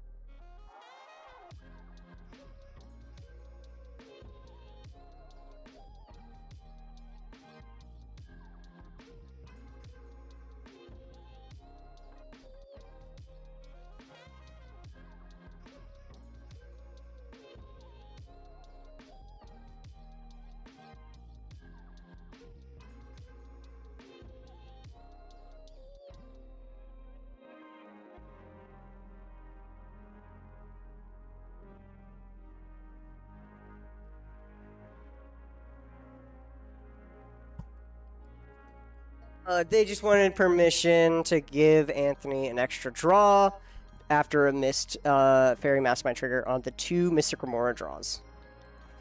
One ring? Oh my word, I sit down and I see the 1 ring hit the field.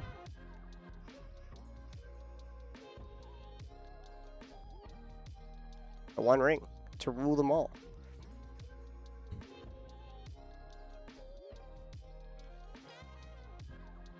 This is a battlefield. If you cast it, you can get protection from everything. Next turn, Trevor's probably going to be casting out Aranis and Street Urchin and having a whole bunch of crap to do on his turn. Fairy Mastermind's probably going to be coming in at Trevor to make him sacrifice that food. Ooh, we're going to be casting out Miss Bumbleflower. Miss Bumbleflower. Cast a spell. Target opponent draws a card. Put a counter on target creature. Flesh Duplicate. Trigger Bumbleflower.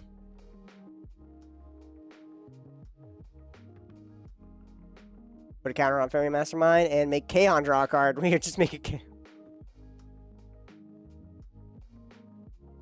It's going to be a Cabbage Merchant.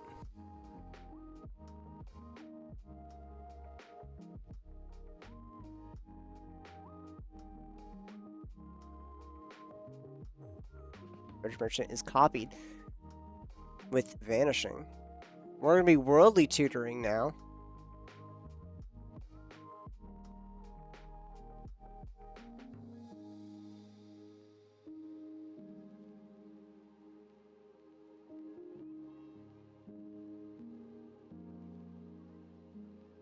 Grass Worldly Tutor triggers. We're going to make a couple of Cabbage Merchants. Food from Cabbage Merchant. God, Trevor's... I cannot read that, Trevor. I cannot read his dice. It's shiny. Oh. Bumbleflower is going to draw Anthony 2 cards. Bumbleflower, good to draw.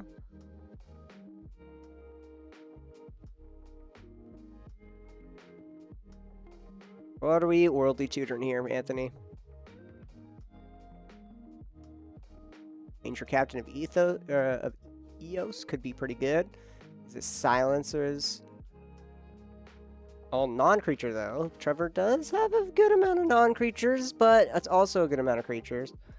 Or what Trevor's probably looking for right now is some artifact destruction and to get rid of that Grafdigger's Cage in order to pop off with our birthing pod.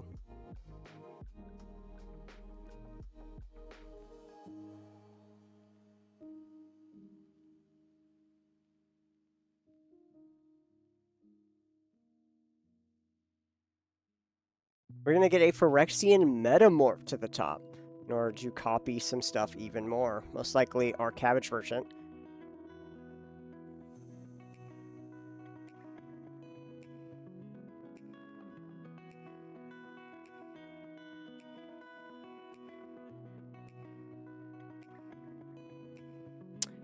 What the heck is that, bro? Gilded Drake. That's pretty cool, though. It's a cool altar to Gilded Drake. Gilded Drake's going to steal Springheart Nantuko. Or it's not Steelheart. Ice Till Explorer with Enchanted Springheart.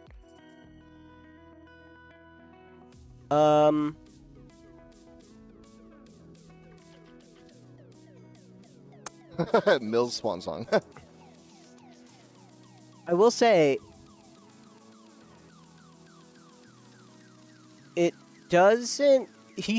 Trevor still controls Springheart Nantuko. He doesn't steal Springheart Nantuko, but also, Springheart Nantuko doesn't give an ability. It says whenever a land enters, you may pay 2 if Springheart Nantuko is attached to a creature you control. Never mind. So currently he doesn't control it. So Springheart Nantuko. If you do create a token that's copied, if you didn't create a token this way, create a 1/1. So no matter what, Trevor will still make 1/1s. Yeah. Interesting.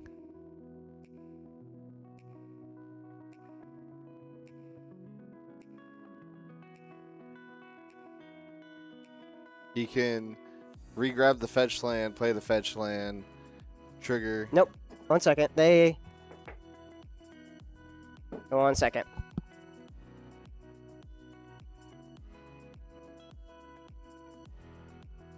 Sushi tonight? Bro, Korean barbecue tonight? Might be down for some Korean barbecue tonight.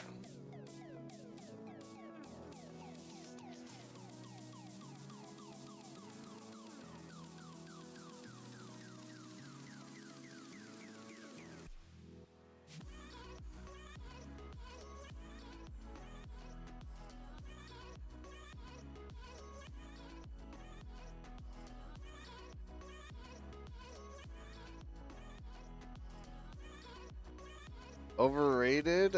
Alright, the blatant racism here is a little too much, Sky.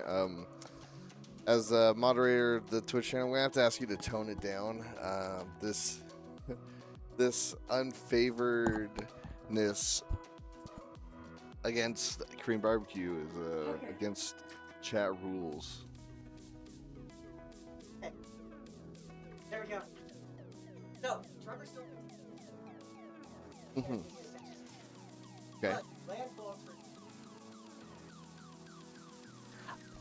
I was mute the entire time. Yeah, you were. Trevor still has Stringheart Nantuko, but Okay. specifically, let me just real quick read it for you guys. Whenever a land enters under your control, you may pay 2 if Stringheart Nantuko is attached to a creature you control.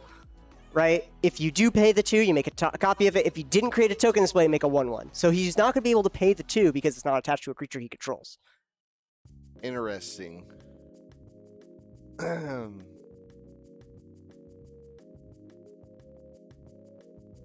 So if he tries to pay for it, I will let him know that he can't.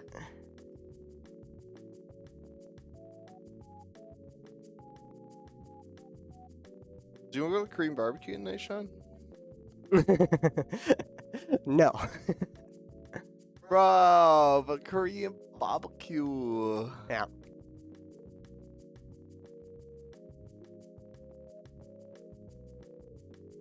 Cursed Totem. No activated abilities. Oh, dang That's going to it. shut down Trevor's whole game plan at the moment. That's going to shut down Orcish Lumberjack. It's going to shut down the Cabbage Merchant. That's going to shut down Aranis after getting Street Urchin out. Let me see. Once, oh, I have to tell them.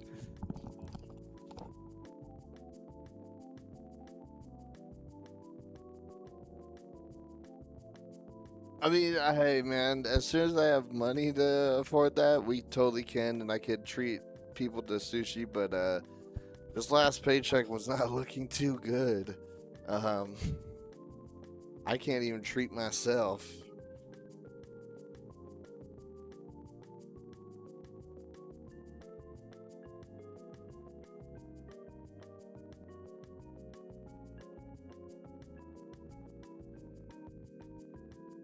Or might you say, really hecking broke. Badge.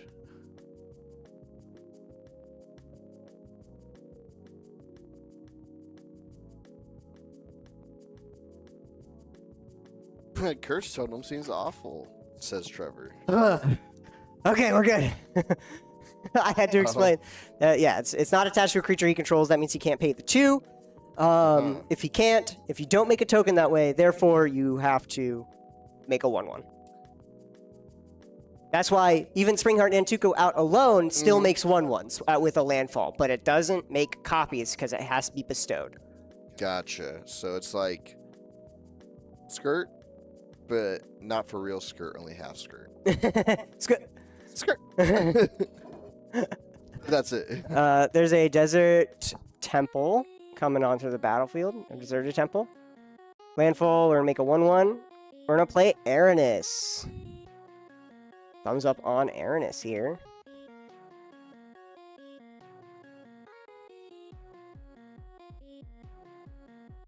Can't search because of the Gravediggers, so he's picking up Street Urchin, and it's an activated ability that it bestows onto Aranis. So we're gonna pay 1, and the floating, casting Street Urchin. It's Uwuchin.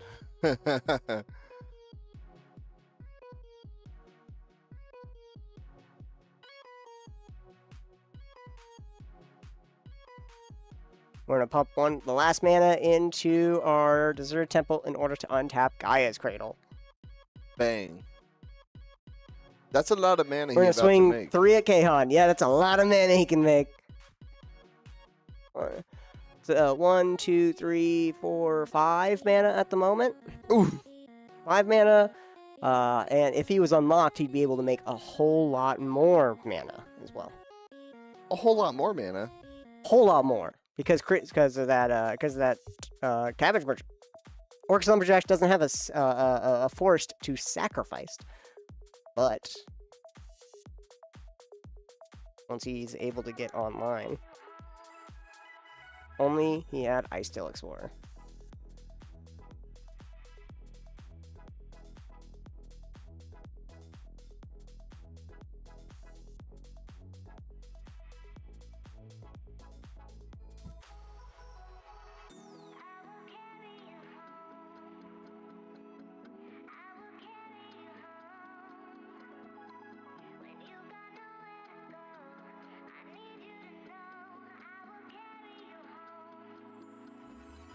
Bestow. Bestow. I'm looking up Bestow. I'm just getting some rulings.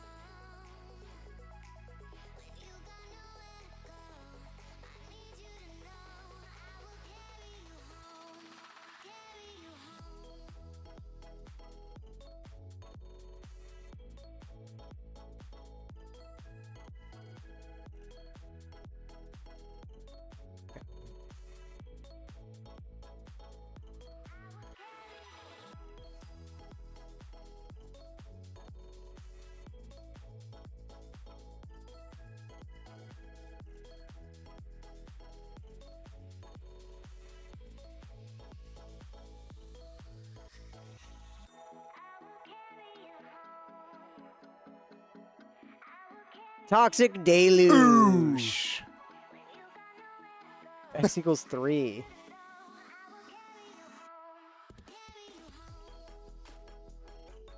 Minus X minus X.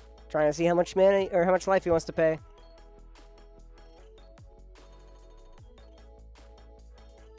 X equals 3.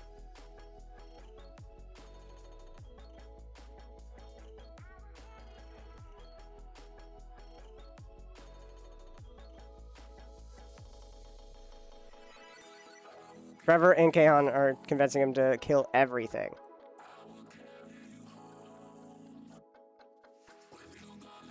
Yep, that's going to make all of our creatures die. Sweet. Everything dies. Everything dies. Springheart Antuku is fallen off and is a creature.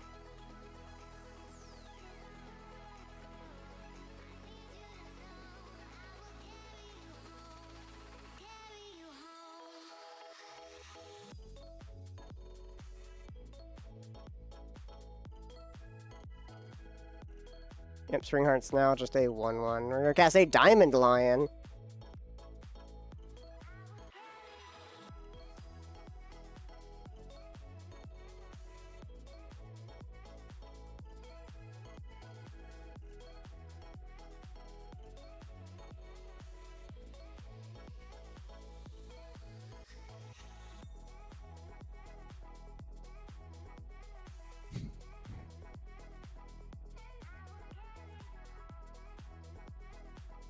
Larry's gonna Larry's pass just over playing to an honest Anthony. game of Magic. Yeah, right? he's just playing cards out, drawing cards, you know, doing his best. Killed out everything. It's all good. Phyrexian Metamorph. Could be the One Ring. He's going to be making a copy of the One Ring. Cast trigger, of course. He's going to tap it and draw one card.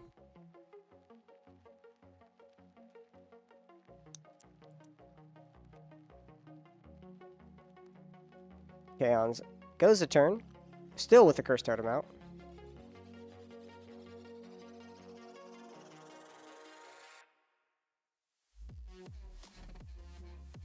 Smothering Tithe. He's tithe smothering. Opponent draws a card. That player may play 2. If that player doesn't, you create a treasure token. We're going to Beseiju it in response on Trevor's upkeep.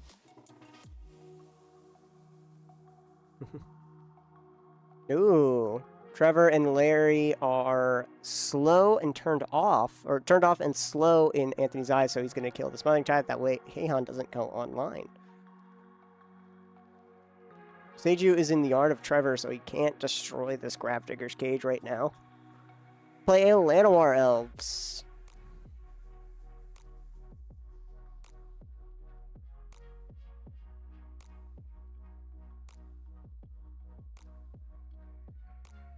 A lot of judge calls. I just heard one out on the floor. Yeah, I just heard one. That was a loud one. Not a loud one. I think that was I Curran. bet you that was Cody. Nah, that was Curran. That was Kern. I think so.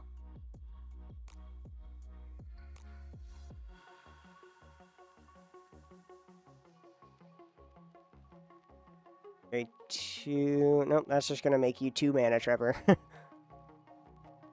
Alright, and we pass the turn over to Larry. Play out a Dork.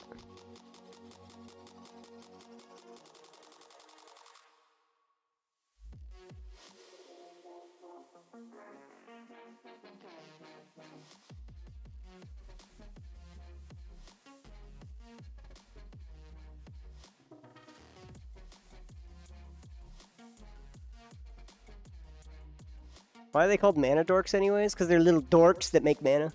Yeah. Dork.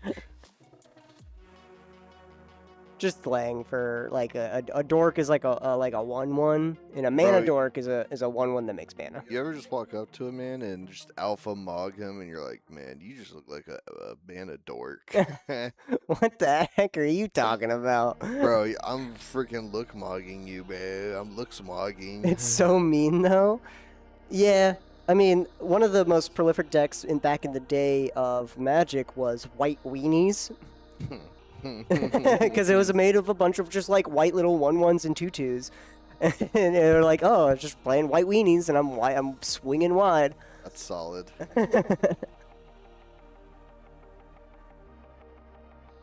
Transmute artifact. We're gonna sack the 1 ring to transmute after drawing 6 cards from it.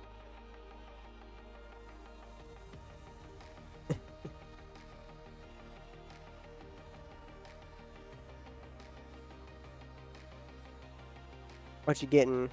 Bolas's Citadel. That is how we win here, Larry. But he has to be careful. He can't cast things because of Grafdigger's Cage. Can't cast creatures. And I think artifacts, or is it just creatures? Nope, just creatures. Can't cast spells from. Oh no, you can't cast spells from graveyards or libraries. Ooh. So, Grafdigger's Cage is gonna stop Bolas' Citadel right here. So Larry can't really do anything at the moment. I don't know what he's trying to do. Gonna be like, yo guys, we need to kill this Grafdigger's Cage. Yeah, he kind of did just put like a win on board, and like now everyone's gonna be protecting that Grafdigger's Cage.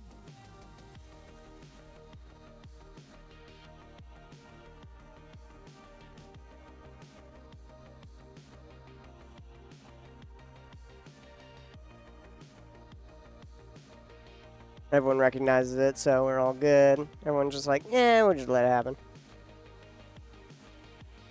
Unless he has something.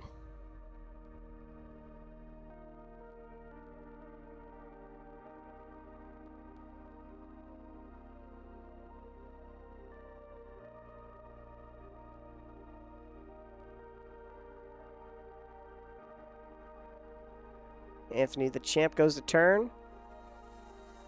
I'm going to draw a couple cards first.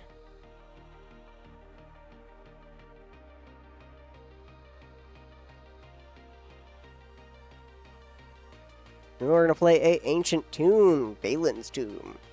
Balin's Tale. I'm a Lord of the Rings. Oh. We're going to pass Kahan End Step Vamp Tutors.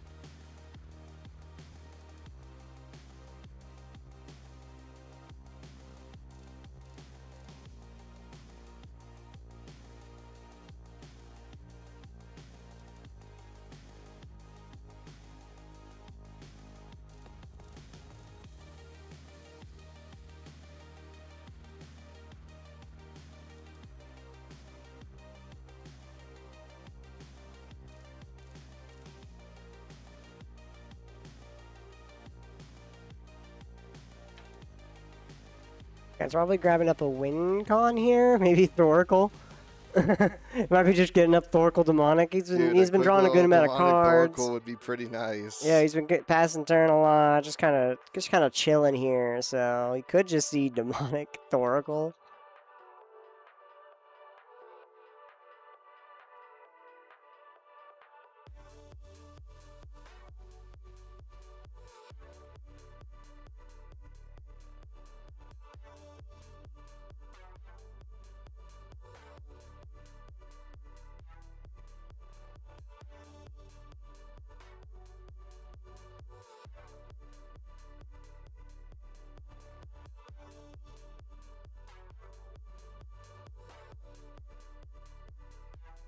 All right, Kahan goes to turn.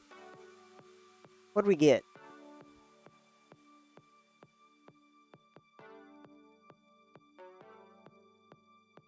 Metamorph. Oh, okay, Phyrexian Metamorph.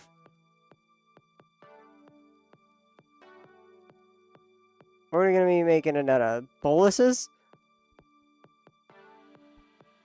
It is everyone. Grafdigger Cage is symmetrical. He's going to make a 1 ring and have protection. Brandeth Magistrate. Oh my god. discount. Why? Yeah, no, that's double Grafdiggers here. Can't cast anything from not from hands. Trevor is gonna gain 3 life. Sack and some food.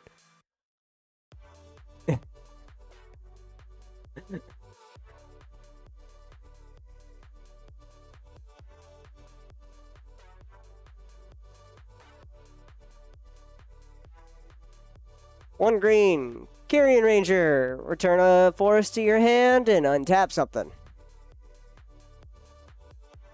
And use the Gaia's Cradle mana for it. 1 green floating. Use the 1 green untap Gaia's Cradle.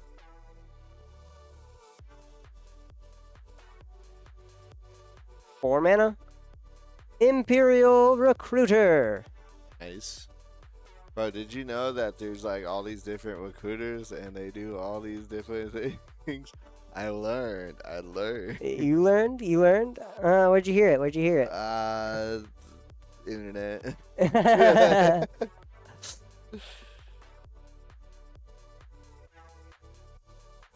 What are we getting? What 2 power or less creature are we getting today? Conspicuous Snoop?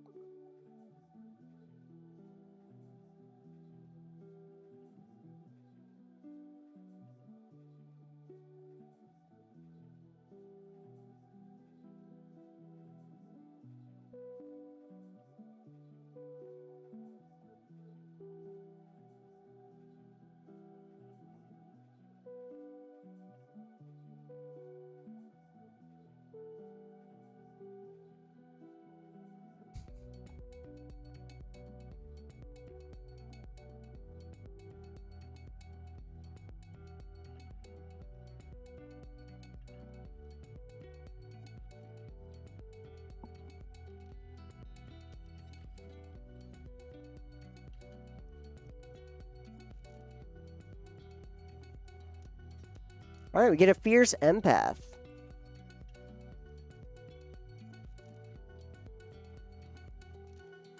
Fierce Empath, 3 mana, 1/1. That searches for a creature with mana value 6 or greater. Put it in your hand.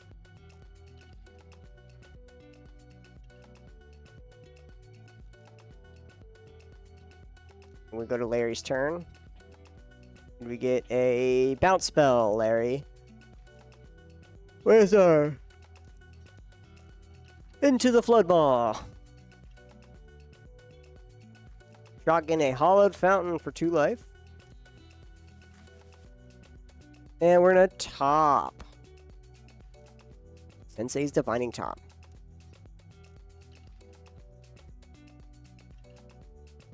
But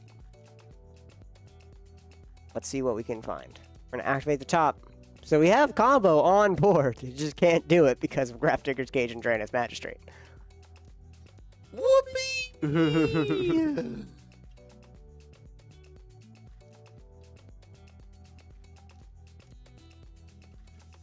All right, best play right here. Best case scenario, right? Trevor stands up. He reaches over. He grabs Draen's Magistrate and he eats it. He just shoves it down his gullet. He just eats it, and it's no longer a play. I think that'd be great. I think that would honestly be worth it. Dude, forget risk excited. Can we ban Draen's Magistrate, man? Yeah, Draenith out of all the cards, Draenith. Yep, we're banning Draenus. A card that dies to Bolt. Yep. Nobody runs Bolt. Nobody does run Bolt. I miss people running Bolt. I wish they ran Bolt. Let's go, Larry. I put points on you. All right, let's go. We believe. Glenolendra Archmage.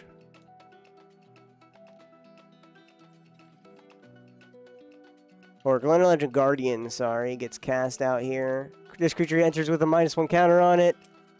Remove a counter from this creature to counter a non-creature spell. Its controller draws a card.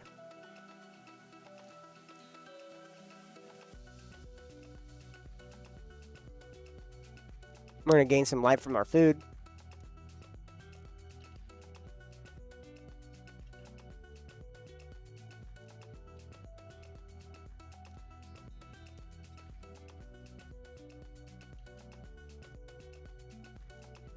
We're going to draw another 3 cards here with our The One Ring.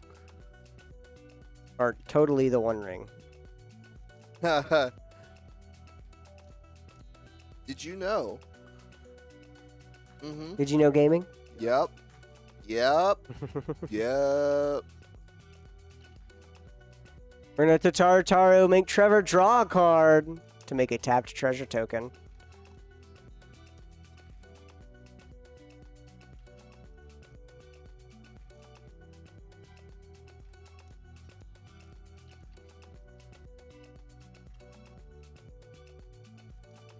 And the Apple of Eden, the Kaon's getting nom flashbacks from this Apple of Eden getting cast. Huh? Kaon explaining to Trevor and Larry what happened with this card. Kaon goes to turn, untap, upkeep, draws a card.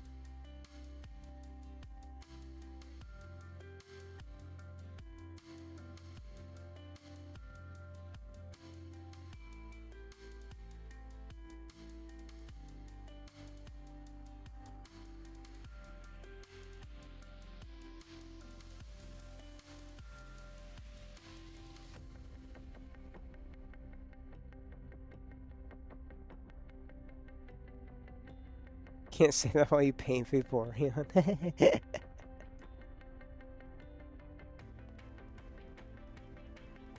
Imperial Seal. We're gonna be searching.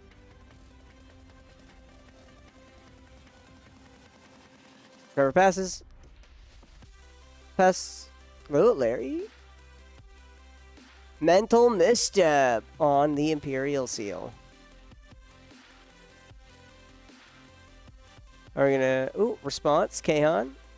We're gonna offer his own Imperial Seal to draw 2 cards. Or to make 2 treasures. Not draw, what? Make 2 treasures. Countered.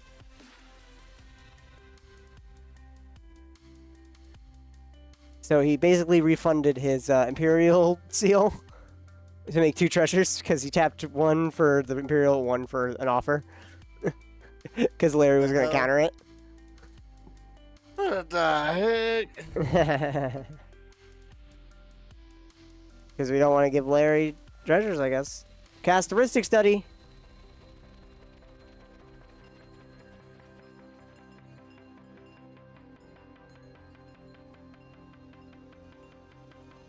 Characteristic study is good.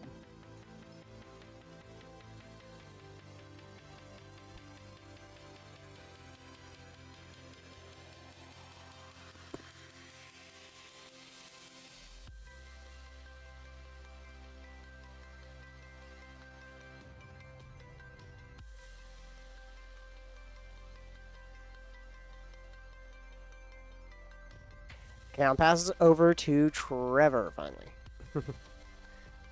Counters on things just to get a little refund.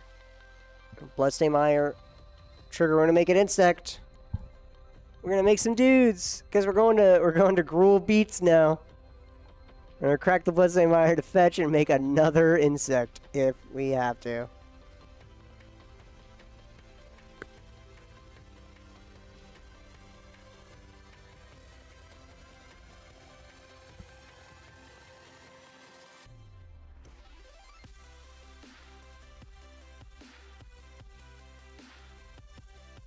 Get a stomping ground, shock it in, and make another insect.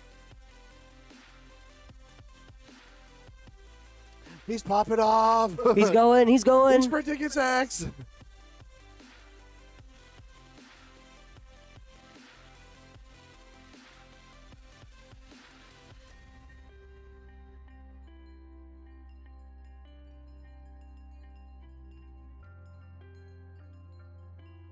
To be fair, with our Guy's Cradle out, we get a lot of mana.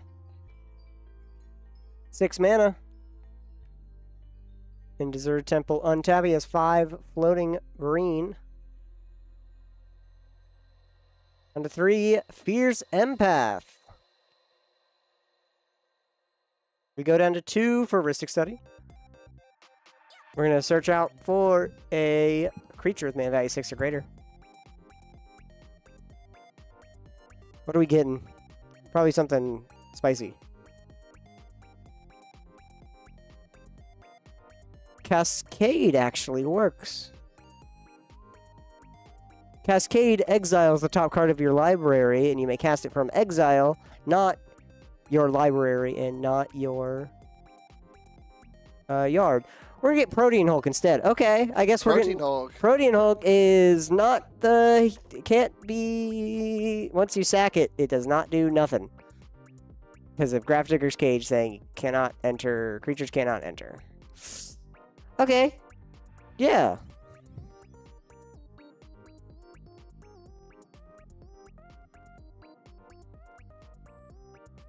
Someone can purposely kill this Protean Hulk. 2 floating. Go to 9, and then 2 floating. We're going to cast out Protean Hulk. When it dies, search your library for a number of creatures with mana value 6 or less. Total mana value 6 or less. Put it on the battlefield. And then we pass the turn.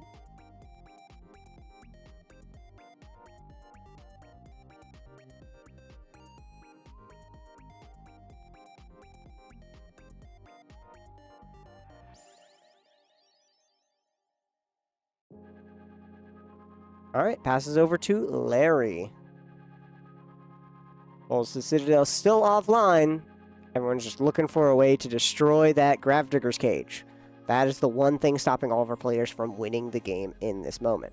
Curse Totem is slowing people down, but if we, just get a Thoracle, Demonic Constellation, we just win. 1-2 punch, Bam, bam. I love me a good Thoracle combo.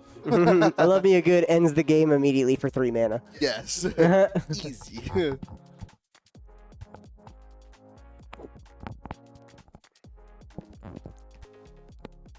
Kaon says if this goes away, we flat out lose. Both of Drance Magistrate and Grafdigger's Cave. Grafdigger's Cage can go, and Trevor can still win. Because Drance Magistrate doesn't say creatures can't enter from yards. It's just creatures can't be cast from library or from anywhere that's not your hand. Okay. Right? So creatures entering from it for, say, Protean Hulk or Birthing Pod still works even with Drance in play. So Trevor is only focusing right now on the Grafdigger's Cage. So what Trevor's probably going to try to do is Eternal Witness or similar regrowth effect. Get the Boseiju back to hand to kill the Grafdigger's Cage. Because Drance stopping Larry outright. Grafdigger's Cage is mainly stopping Trevor. He doesn't need to cast things.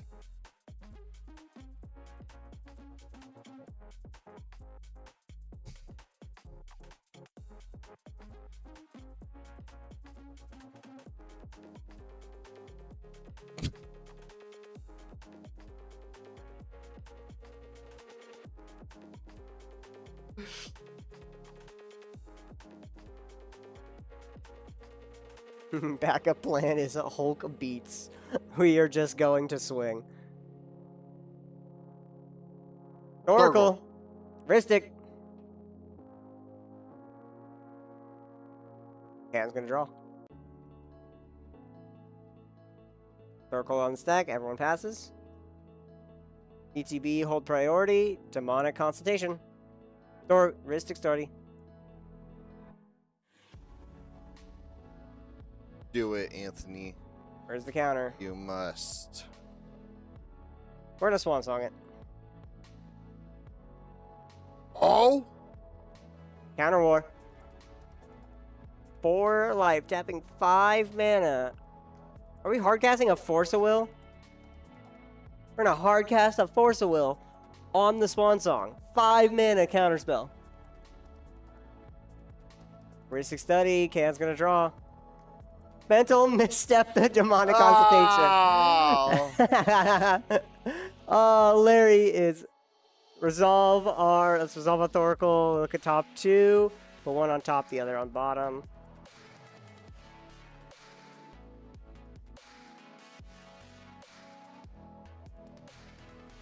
Oh, Larry got stopped. And now it's Anthony's turn. Now that someone has tried to win, everyone else is going to try to win now. Here we go. Anthony's gonna for the win. Drawing 4 cards. We get the win.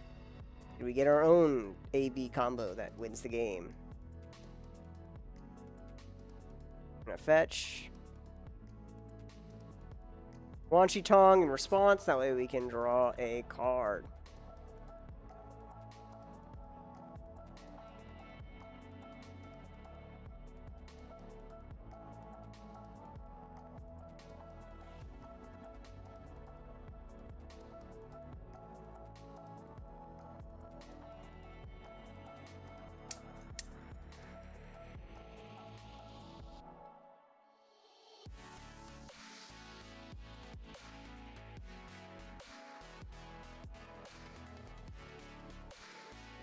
Okay, I'm still in the best. Telepathy?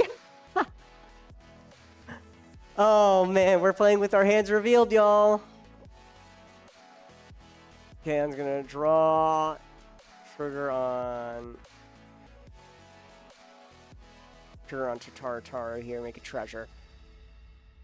Telepathy, Kaon, do you care about it? This only stops Kahan, really.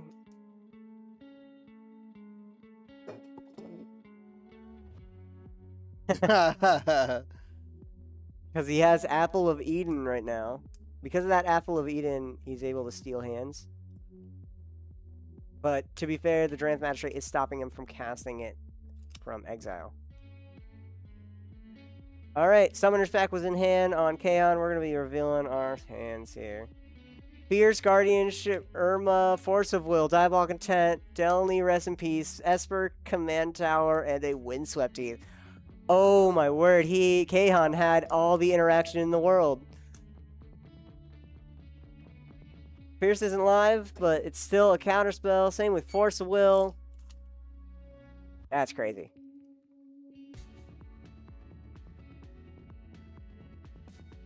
Larry is, I think, Hellbent. Same with Anthony? Is Anthony also Hellbent? I'm gonna cast a Voice of Will. Okay, never mind. He's not Hellbent, it's just not on screen.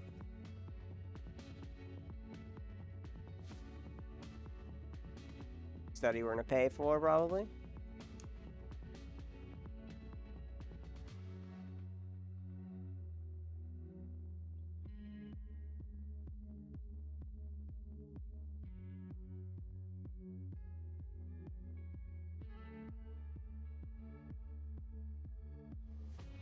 Okay, Han passes priority. Doesn't want to cast this Force of Will. Alright, Anthony, it only says your opponents. Never mind. Anthony doesn't have to reveal.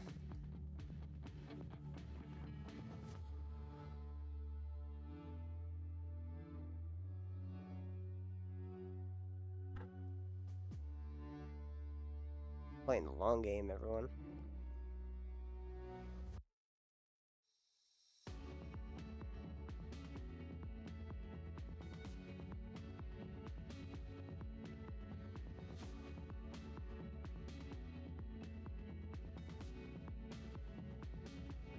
Apple of Eden's only a sorcery speed.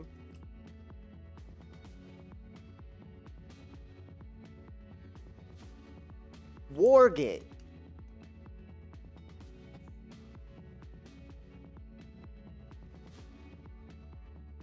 Wargate's it's an X and Bant. Search your library for a permanent with CMC X or less. Put it on the battlefield, then shuffle. A little bit of a quarter calling here. Gonna make Kaon draw a card. He gets a Wish Claw.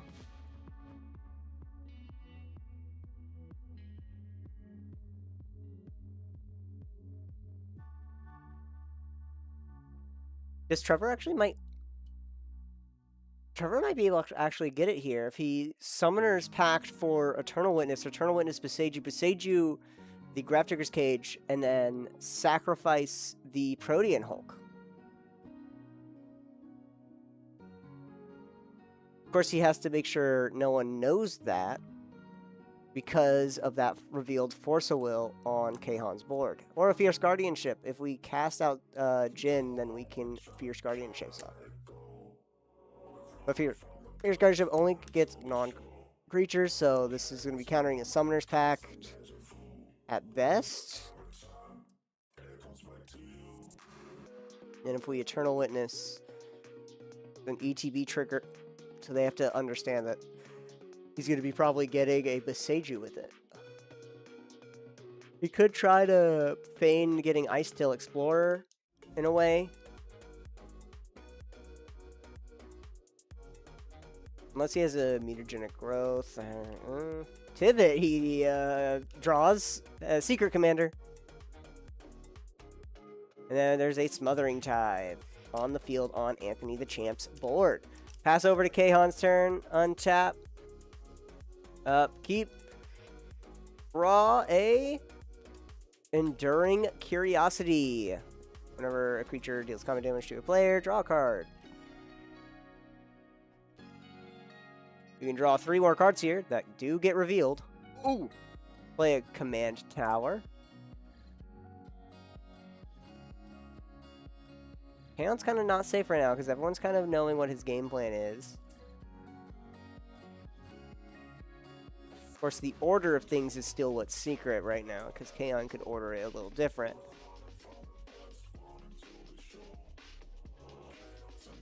Also, we have a new card here. I don't know if you guys saw it. Irma. Part-time Mutant is a 3-mana shapeshifter. At the beginning of your combat, Irma becomes a copy of up to 1 other creature you control, except it's Irma and has this ability. Then you put a counter on her. A little bit of a copy of something. Target creature you control, Pivot, gets cast instead.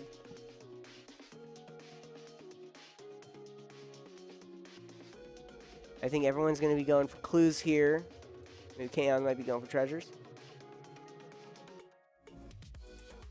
Yep, he's going to be toting treasures and then making 2 treasures and 3 clues here. Is that the Magic 30 clue? Gross. Ew. Ew!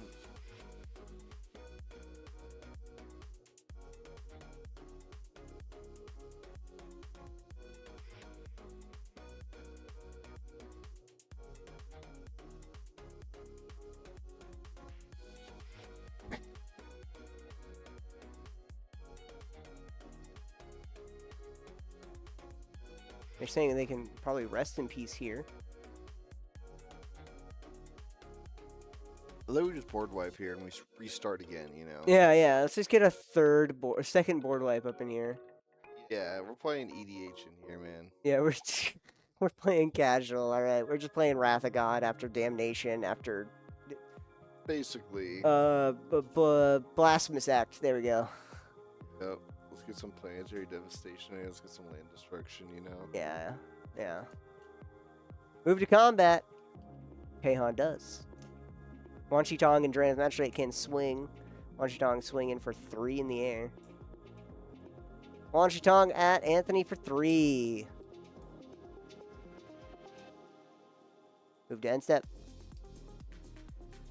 Trevor is going to gain 3 life.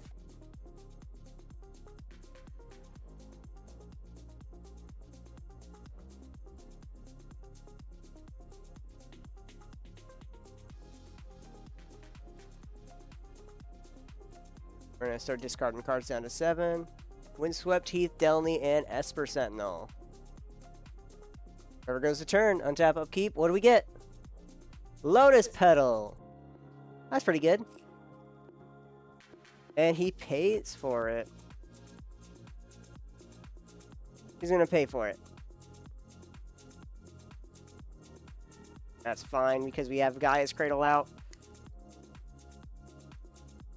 We can make 8 mana right now. Make 15 total. We're going to Summoner's Pact.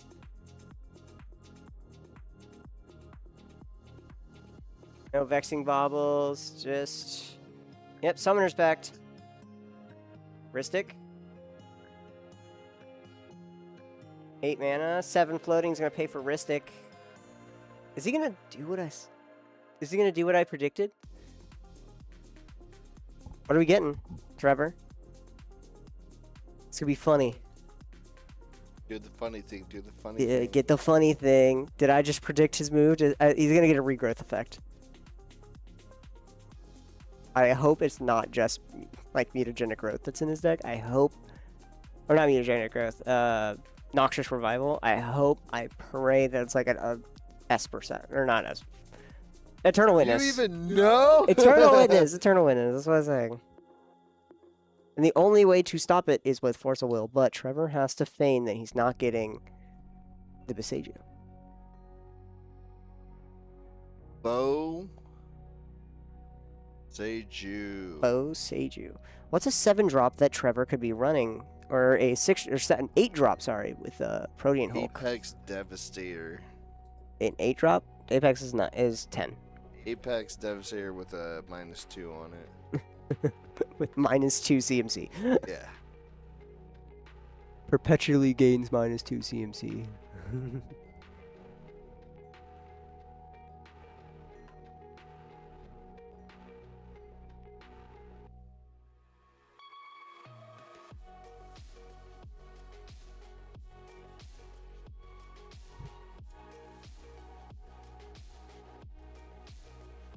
He said he's going to do the one thing that's scary. He's going to get a Shaya. Does he not have Eternal Witness? Does he not have a regrowth effect in his deck? He has to. Oh my gosh, he didn't do the funny thing. Dude. Okay. I guess he's getting a Shaya.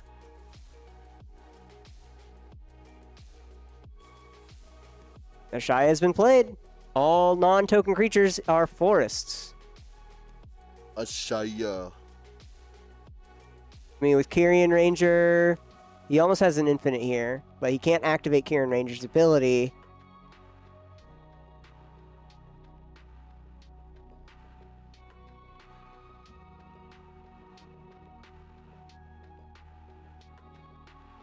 Tries is a land as it enters, so he does have a 1/1. Combat.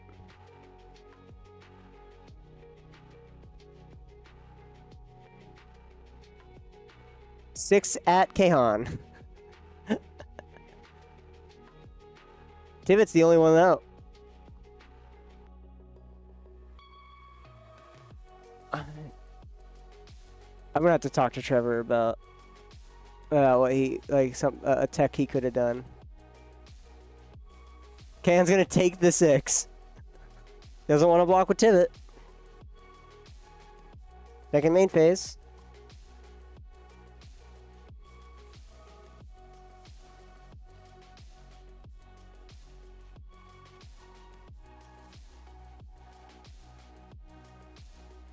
Lotus Petal. Paying the 1.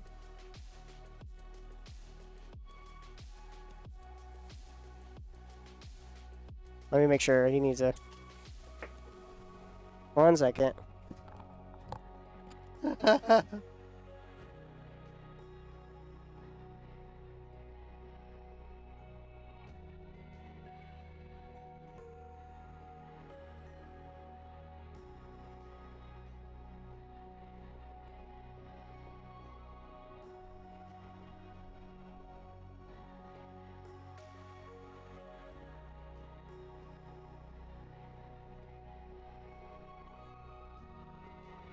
He's like, oh my god, talks about you the game. All right, yeah, he has 3. He has 3 insects because as high as a land as it enters.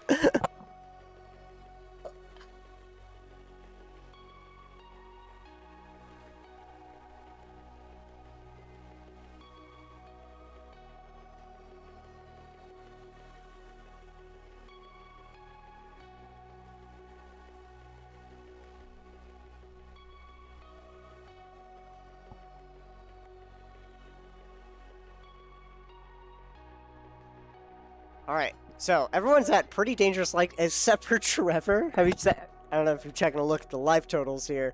44 on Trevor. Yeah, Larry's when you were at walking 14. over, he's like, you're right, I do have floating mana. I should crack these treasures and just get 6 life. So that's what he did. Yeah, he's just gonna start cracking up these food to gain a whole bunch of life.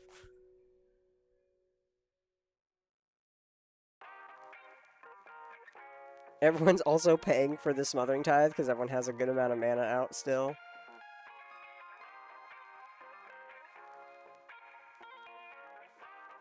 End step, draw 3 here on Larry's end step. Going into Anthony's turn.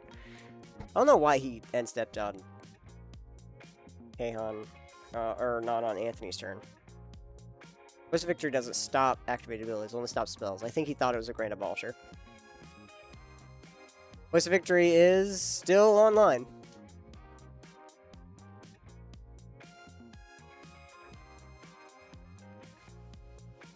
So, Anthony's pretty much slated to win right now. The Champ XL Yep. pulling gonna out draw. the stops. Yep. He's gonna draw 5 cards here.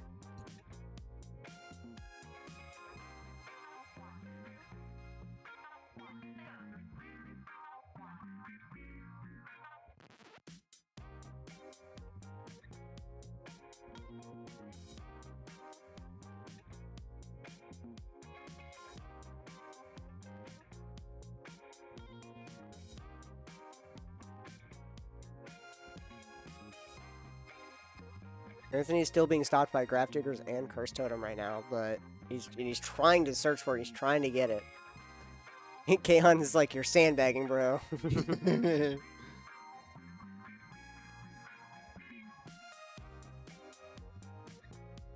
going to cast a Swords to Plowshare on the Dranith Magistrate. Let's go. Exiling Dranith, Yes. making Kahan gain a life. We're going to crack the Apple of Eden, stealing Kahan's hand.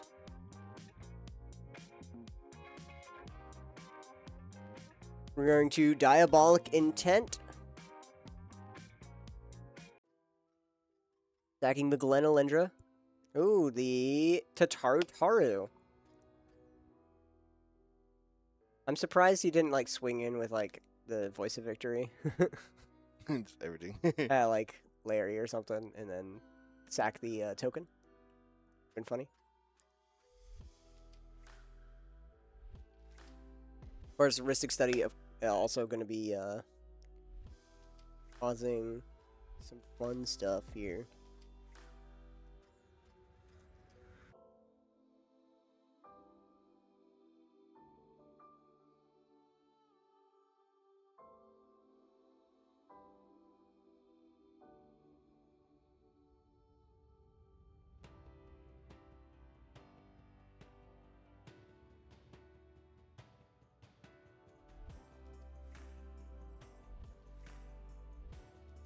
We're going to cast a Wishclaw Talisman. Ristic Study is going to draw a card. Anthony's going to make a treasure. We're going to activate it, giving it back to Kahan.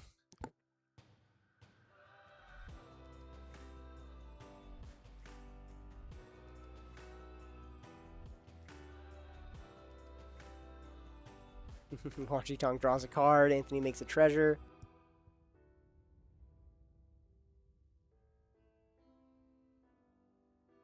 We're going to then path to exile.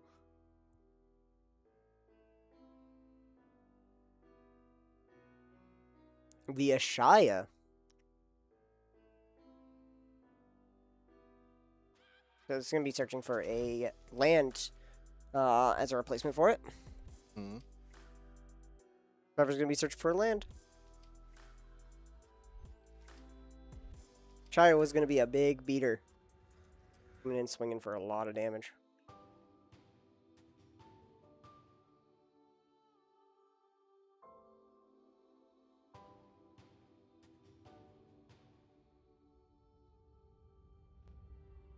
Alright, my big note for this game is Cyclonic Rift overloaded. Question mark? He's board wipe number 2. As we Cyclonic Rift everyone back to hand. Everything is going, swinging on back to hand. That includes Grafdigger's Cage and Curse Totem. Anthony probably has his AB combo now. Able to pop off.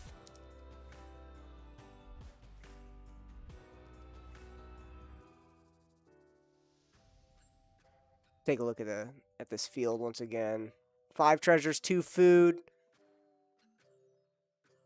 Gosh, darn. Yeah, there we go. There's the AB combo. We're going to do a Heliod, Sun Crowned. Gives things life link, as well as whenever you gain life, put a counter on something. We have a whole bunch of stuff ready in hand. And we're good to Walking Ballista. He doesn't have any mana, though, to activate the ability.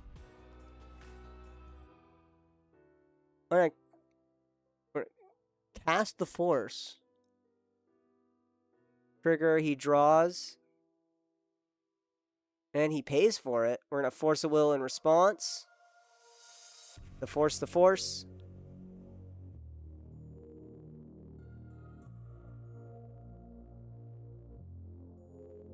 Loses the 2 life from the paying 1. And exiling a card from hand. Still got to look at Kahan's hand here. Heliod resolves here. He had 2 mana up. Anthony didn't see it. That was a bummer, he says.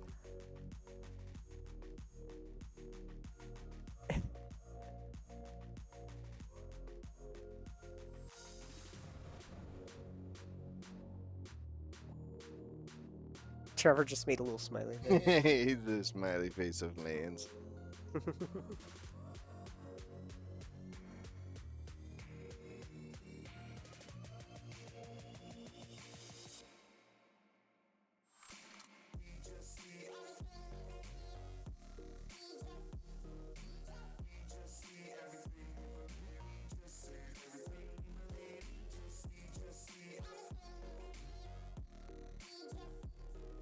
Draw a card. Very mastermind.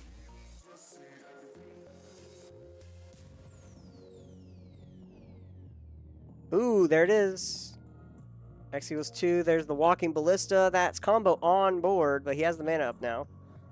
He has the 2 mana to activate Heliod. Giving it lifelink, and then exploding the board. That's Nice. Anthony, the finish. Champ XL, winning another round right before our finals. Oh, yeah. Nice finish by Anthony, the Champ XL. Yeah. Walking Ballista, who would have thought? No, I'm gonna ask Trevor like why he didn't go and get like a regrowth effect, or if he even has Eternal Witness in the deck, and if he doesn't, I'm going to yell at him. Anywho, that was round 3, everyone, of Thursday Night CEDH. Stay tuned for round 4, aka the finals, the top cut 4 of our Thursday night tournament here at Natural 20 Games. Check us out on all of our socials, !March socials, on our Discord to stay tuned with the happenings. We just started up Riftbound on Wednesdays, so Oh, yeah. to get that type of news and to get more stuff, come join our Discord and try out our bar, Natural 21. There we go. Oh, yeah. That's right. We forgot one thing. We have a bar, Natural 21. It's located right next to us. Great food. Delicious food. So if you guys are either local to Vegas and you want to check out a local spot, that'll take care of you. Or if you guys are visiting from out of town and you guys enjoy going around finding cool LGSs, check out ours and our bar, as we will cater to you. We'll be right back for round 4. Stay tuned. Stay tuned.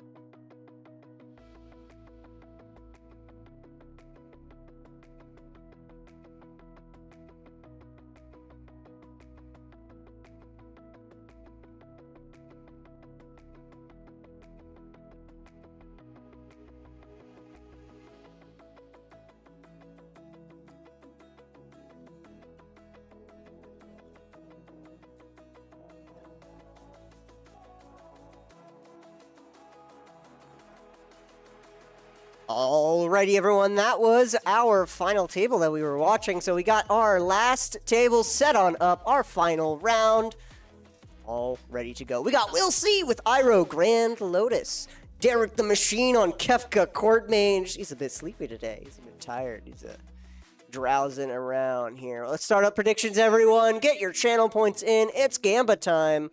Put in your dice. You get all that fun stuff.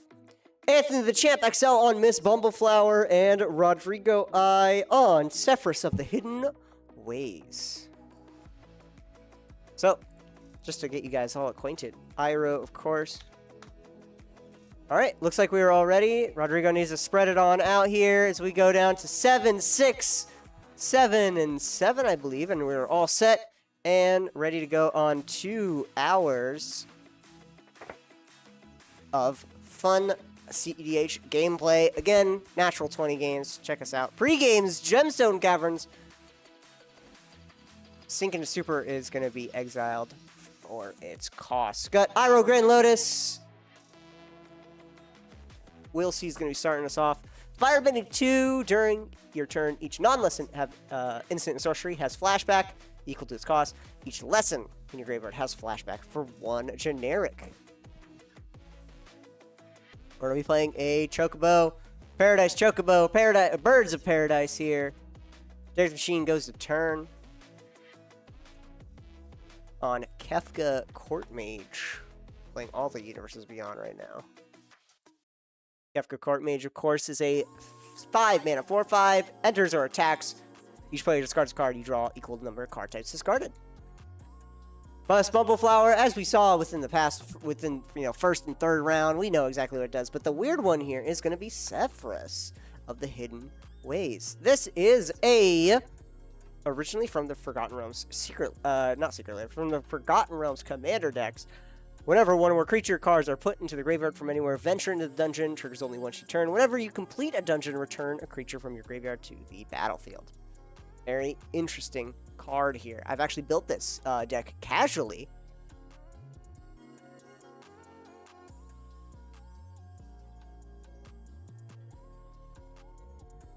Oh, people are trying to post links. Interesting. Thank you, Streamlabs, our automated moderator, automated bot. In the meantime here, Rodrigo is currently vampiric tutoring.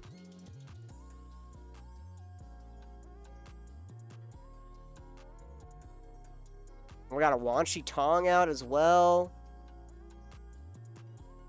Wan Shi Tong is, of course, being played out here and getting a card.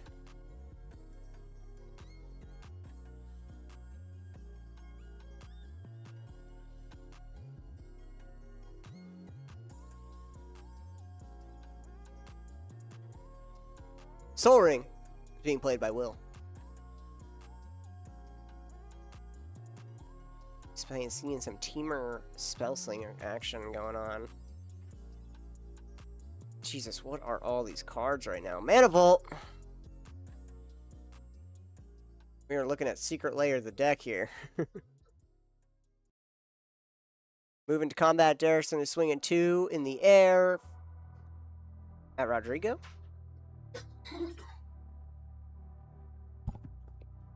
Yep, at Rodrigo. Hello. Swinging for 2. Welcome on back, Jeremy. Oh, I had to step outside and get some fresh air between rounds real quick. Yep.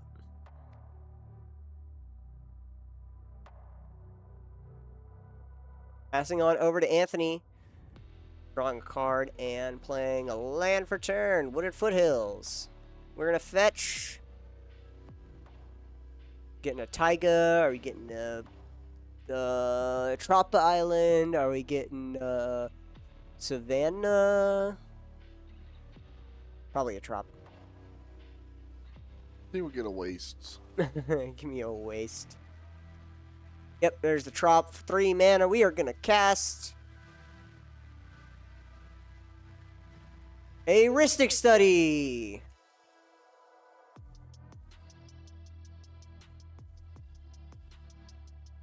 Rhystic Study. Player draws a card. Wow. May draw a card if player casts a spell unless they play one.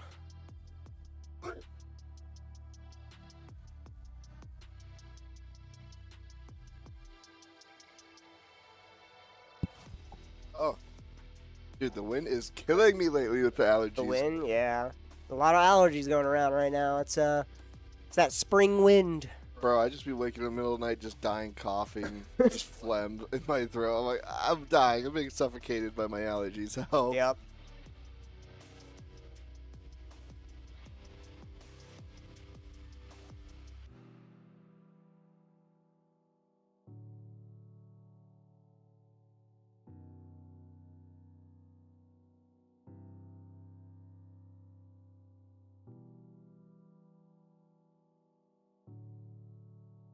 Rodrigo goes to turn here.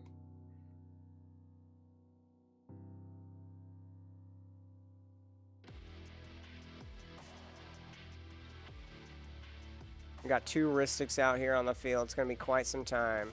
2 Ristic triggers on the Soul Ring. Both of them are going to draw a card.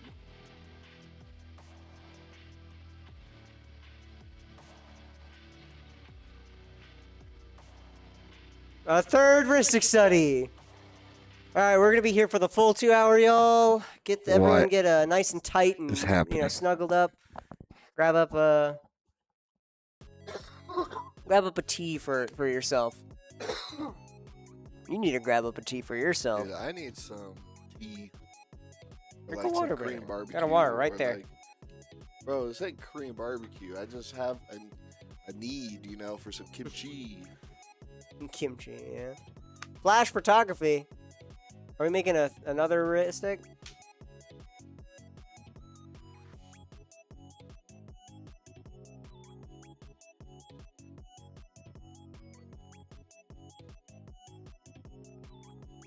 Everyone has a Ristic now. Oh. So this is the prime example on why Ristic needs to be banned, everyone. If you look at this game, this is why. Because now we are going to be going to 2 hours. Draw. Anthony is already predicting it's going to go to time. I'm halfway tempted to unmute the stream room. No, I'll be no, like, no, guys, I'm going to unmute you guys. Just don't say anything egregious. no. Anthony would totally say something messed up. No Anthony, like the nicest guy. cursing. Nah.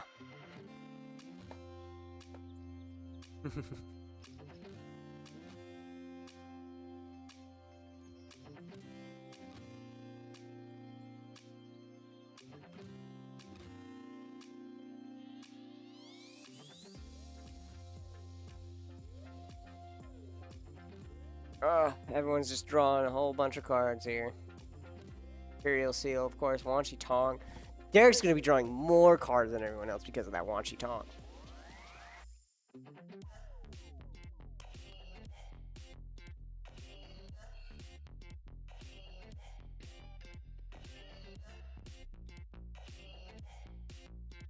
So, I mean, we have Rodrigo and Will playing for nicknames here. Mhm.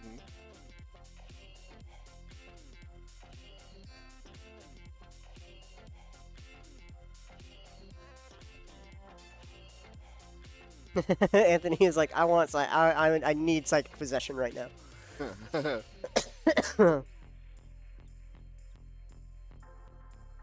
Where's my Notion Thief? Let's get Notion Thief back in rotation of like. Let's just start playing like semi-blue again. Like everybody just play semi-blue. Yeah. And have a fun time. Just let it rip as hard as you can. I'll be honest. I'll be honest. Like Esper Notion Thief would be so sick. Or no, not Grixis Notion Thief would be so sick. You know what Notion Thief does? You know, a deck that like it plays really fast, right, and plays a lot of cool cards. Read that card.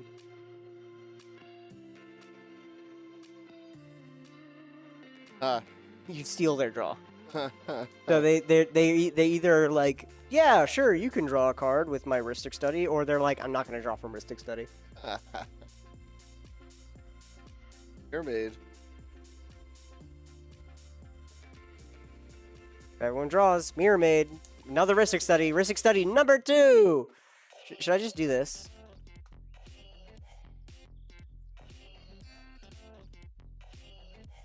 There you go. What? Everyone draws.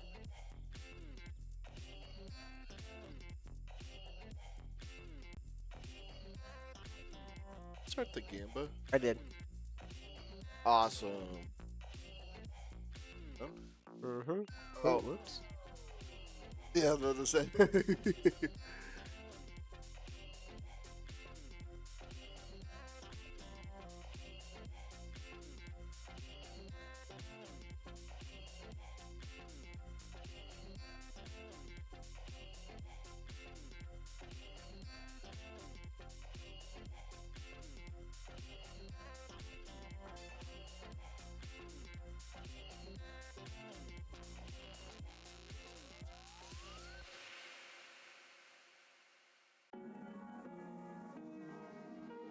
Nice.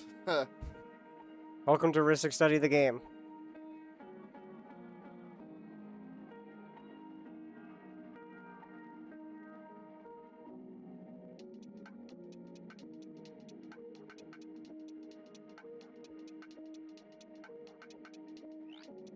Alright, I'm just gonna keep Rhystic Study up. There's no point in putting any other card on here.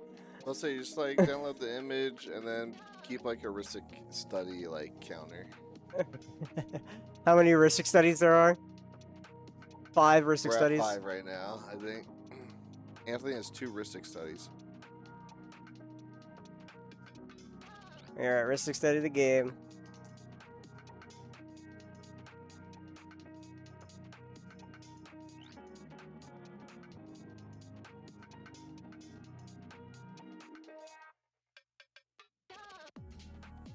Hold on, we're gonna put on the OG one here real quick.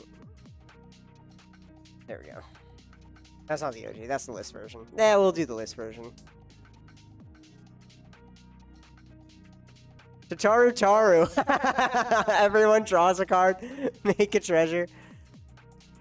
Everyone can draw a card. And ETB, Tataru Taru. Who's gonna draw a card? Will is gonna draw. Oh, Derek is gonna draw the card here.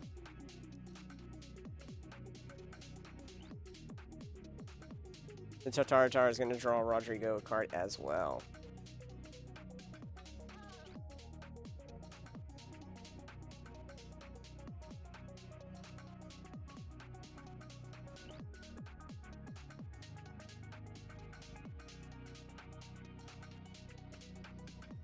Ox Diamond. Everyone's gonna draw.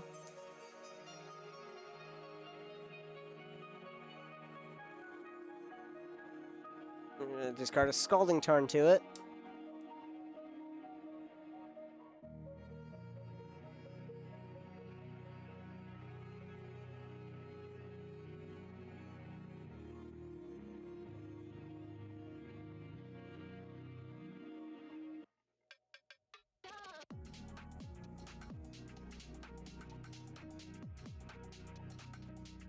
Lose 1.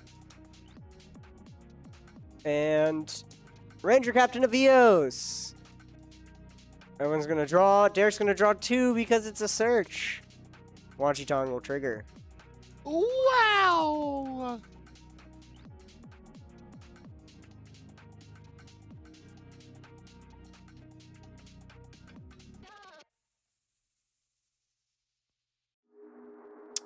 Dude.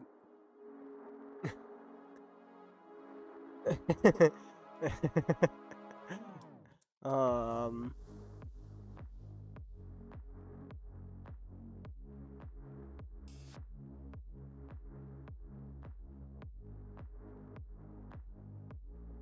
All right, we're gonna do that.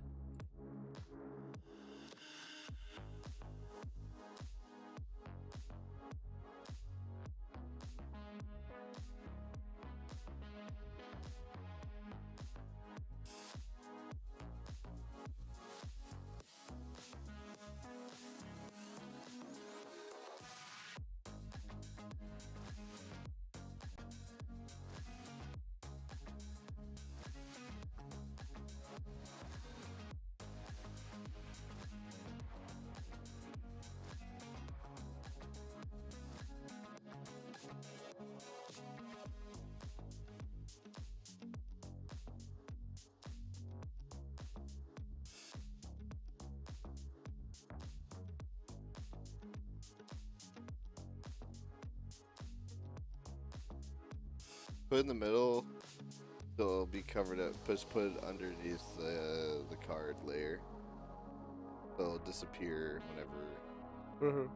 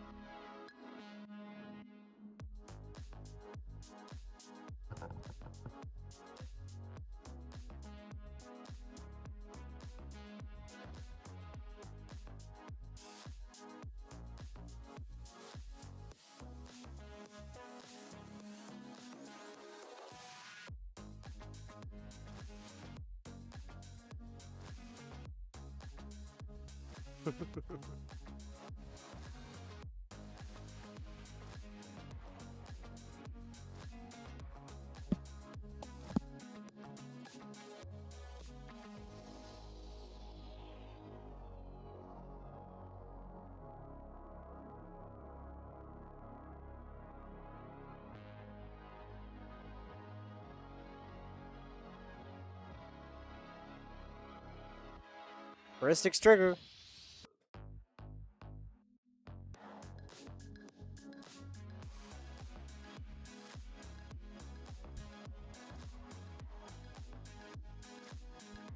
I like how they were worried about the hands being shown.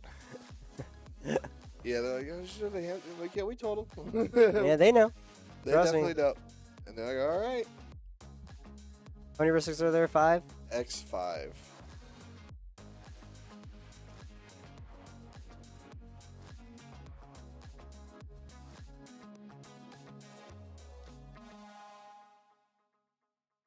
Stick counter getting turned on right now.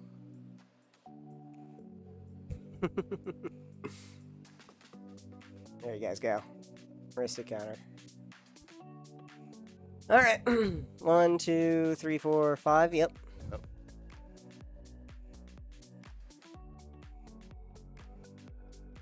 All right.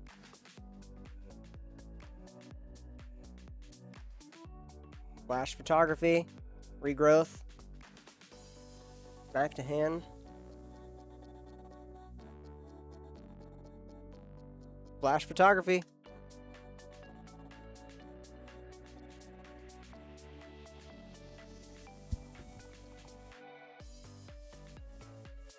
We're getting another Ristic. All right, let's update the Ristic counter. We're up to 6 Ristic studies now.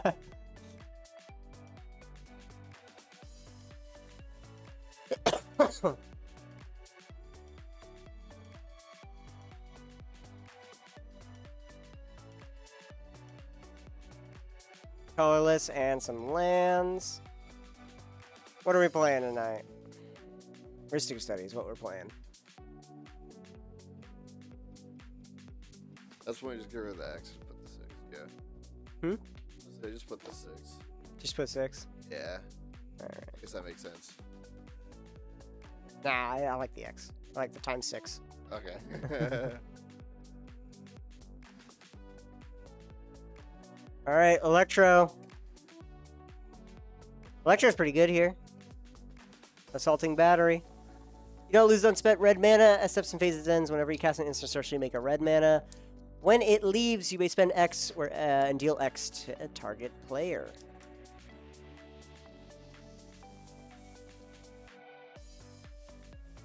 So it's both a way to stock up mana as well as have a mana outlet here. Electro's really good.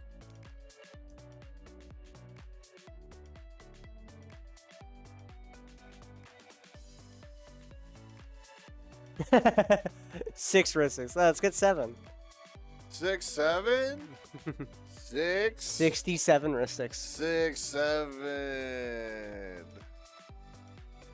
Ristic studies. Oh my word. Gamble. Everyone's gonna draw. I like how everyone's just like kind of alright with playing it. Because at this point, like, everyone's bound to have their counter spells in hand. Oh, yeah. So it's just kind of like just drawing through the deck. A Wheel of Fortune would be nice right now.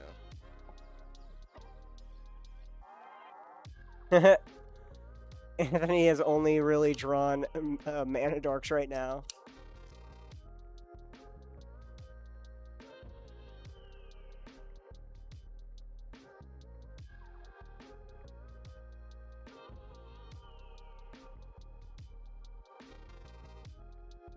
Yep, Derek's gonna draw another card here with Launchy Tongue. Powery 6-7. What up?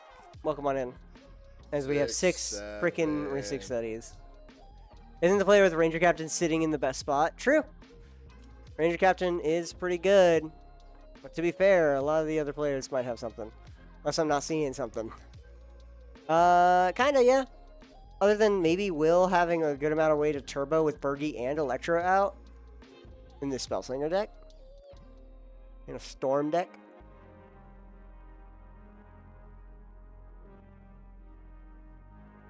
For red mana.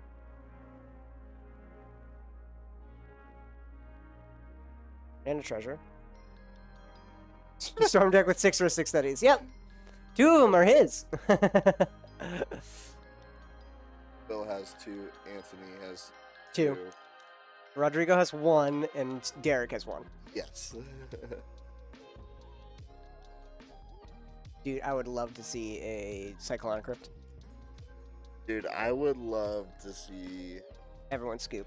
like, even more Ristic Studies, bro. Honestly, it'd be kind of funny. How many Ristics can we get in one CDH match? I don't know. I mean, he flash photography just to get another one. Give the people 7 Ristic Studies. We need 7 Ristic Studies. The people want Ristic Studies. I know. Derek needs. Where's his copy enchantment, brother? Where's your mirror maid? Ristics. This far ahead, can't pay him. Just out of spite, just like, Rodrigo, you don't get to draw from yours. Miscast. We could do a prediction for the Ristic Studies. True. We can only do one prediction at a time, though. Yeah.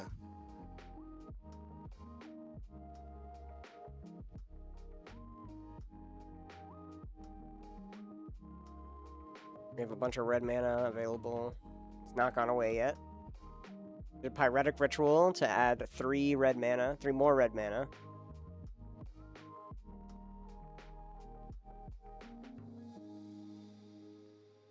Force of Will. This is the first counter roar with all the Ristic Studies. We're figuring out what we want to exile here with to the Force of Will, because we have a whole bunch of cards in hand. I mean, predicted cancel.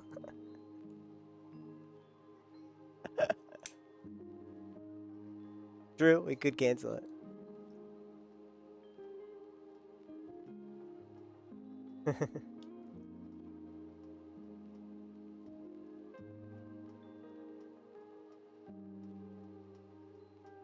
I don't know. I feel like this might be the most Ristic Studies we'll see. But, I mean, if we want to.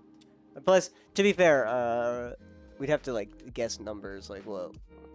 By the end of the game, how many Ristic Studies will there be? Yeah, it'll be Yeah. I think we just leave it up for now. Refund. Your points are Your points are gone. Your points are forfeit. You gambled. You sat down at the I'll table. make the predictions. We gotta cancel me. Nah. Your 1,000 is either gonna get right back to you or gonna go to the ether, alright? Yep. Long shot. Whenever it casts a non-creature spell, deal 1 damage to each opponent.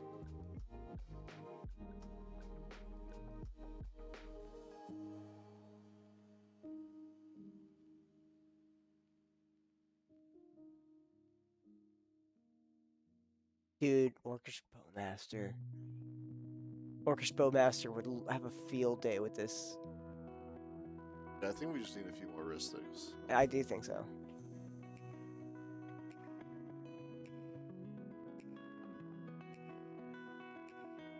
Commander comes on out. Hyro. Iroh, Grand Lotus.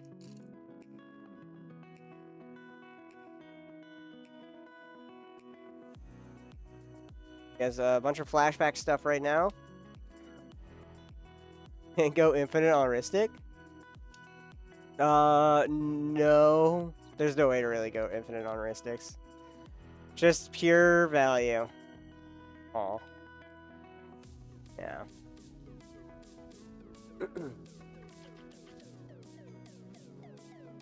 We're gonna take a look at what's in the yard here. Lame. Next set. True. Totally. It'd be so funny if we just got like the Ristic killer in next set, you know? If we got like even better Ristic studies, like every time you spend mana for something, you draw a card. Every time you spend mana, draw a card.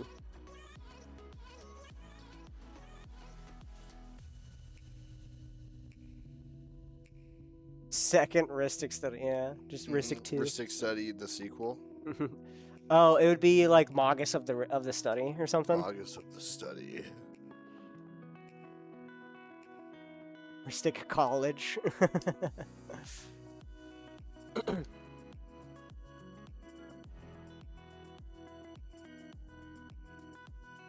We got a force of. Oh, is that a force of? Not negation, but a force. Will? That's a force of vigor in hand. That's what he's trying to kill. Is the Ristic studies with force of the force of vigor. Are we gonna go down on Ristics? Oh my gosh.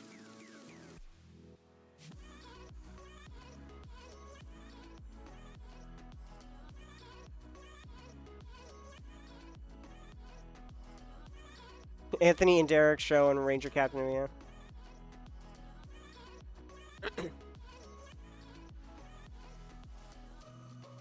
Yeah, Anthony's just flashing. Oh my god, his hand is so big. My word. You know what they say about big hands? Big feet. Both of Will's Ristics, probably. We'll see. It looks like they didn't, though. Looks like they're actually stopping it because Rodrigo is just like, I'm just gonna kill it. Mystical Tutor on the end step.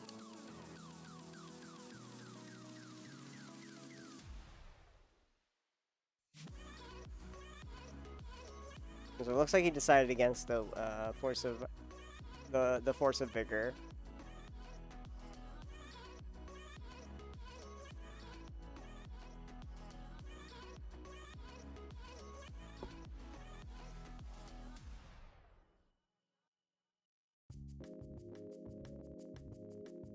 Will's goal is to get as many Ristics as possible right now. All right. 10 Ristics. Oh my god.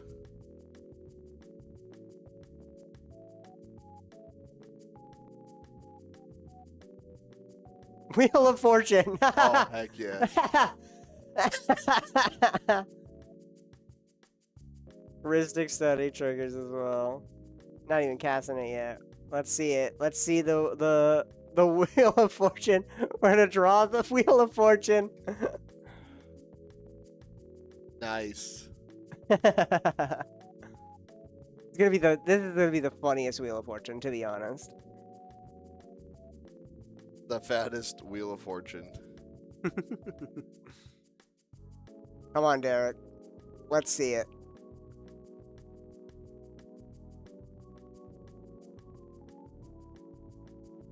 Derek says this is too much of a hand.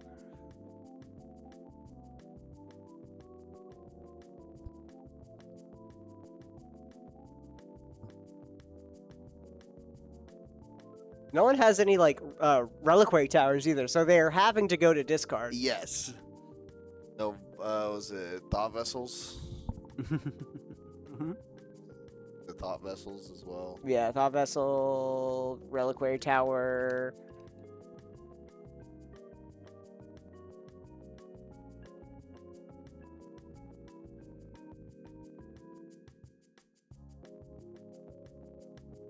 Everyone draw.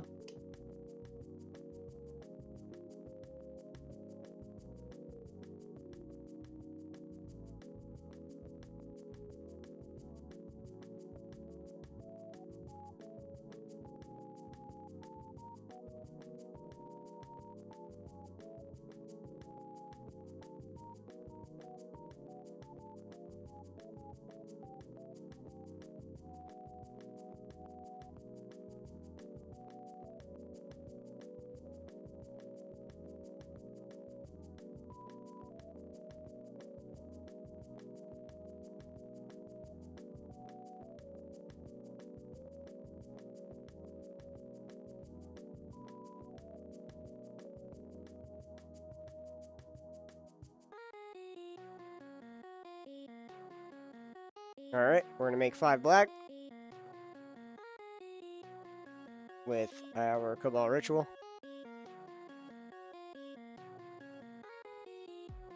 I think he's gonna draw 2.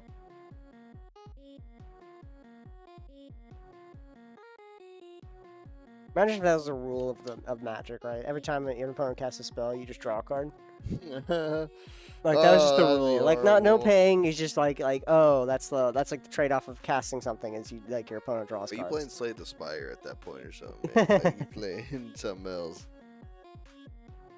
That's how we speed the game up. More Ristics, more speed. More Ristics, more semi-blue. You're just like trying to bet that your opponent doesn't draw into counter spells.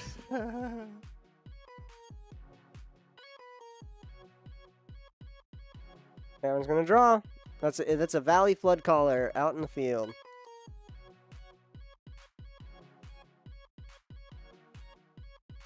Rodrigo doesn't like that.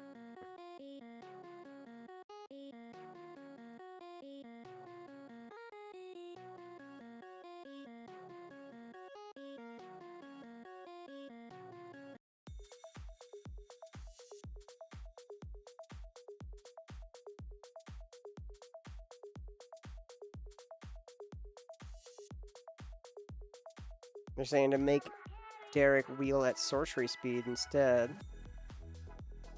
So maybe break this Windfall or this Valley Flood Caller. It'd be so funny if it was a Windfall.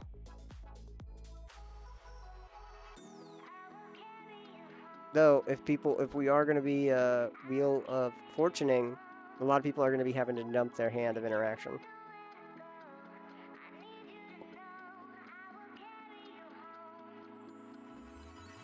We're going to Mind Break Trap the Valley Flood Caller. Everyone's going to draw. The simultaneous in the hand.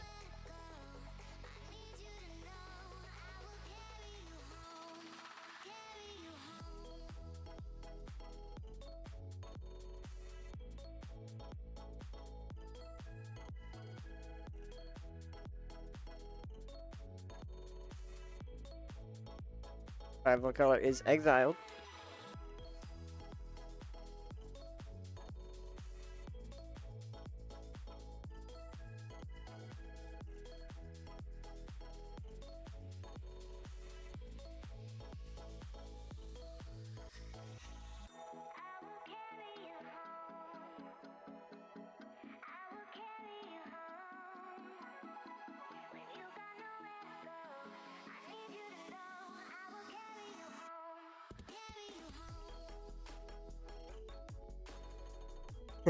The time it takes to look through the hand.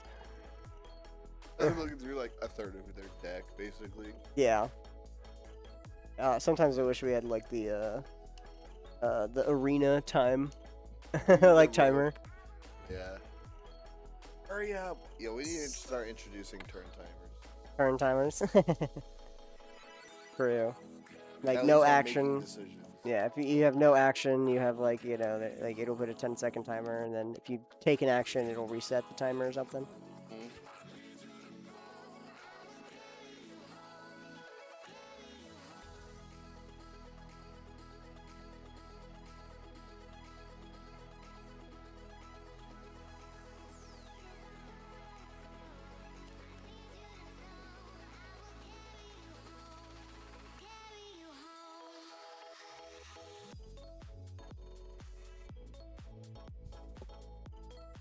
Abandoned attachments. Draw, discard a card, draw 2.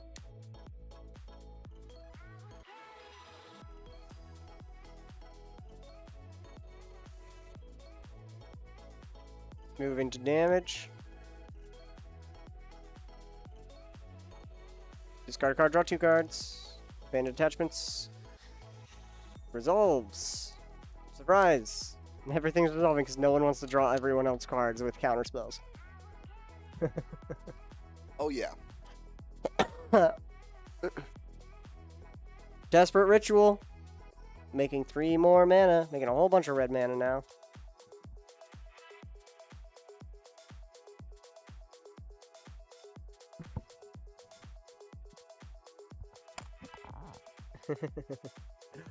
They were confused that Iroh would give flashback on everyone else's turns. Flashback is given only on during your turn.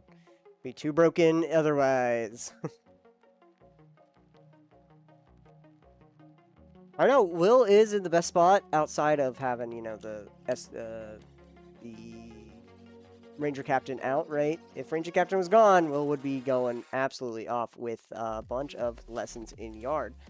Having flashback, having a sort of pseudo Yawgmoth's Will for lessons. What's the card? Ignite the Past or something.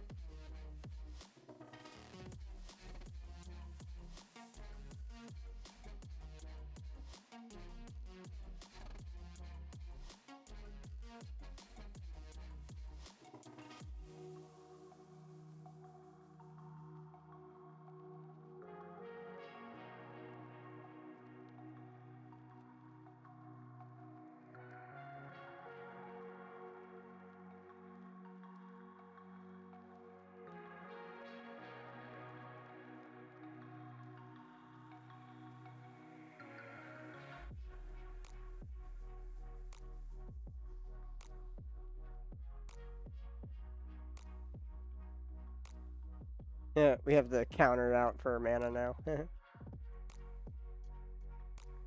Oh, because we Seething Song as well here, making 7 mana with the Electro, and this was the Volatile Storm Drake out here. We're going to be stealing Iroh most likely, and then sacking Iroh.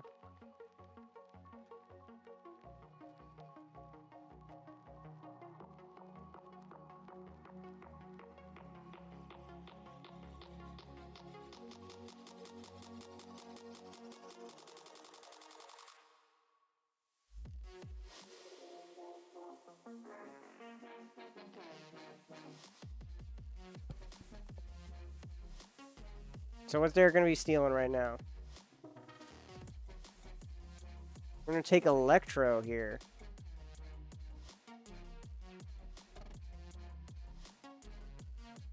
You did pay it. So we're going to steal Electro, that way Will can't have a bunch of floating mana.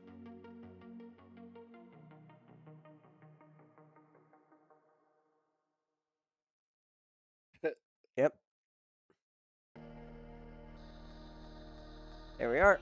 Electro has been stolen. Will is going to be essentially fizzling a whole bunch of red mana. Everyone's going to draw. At the Mox Diamond.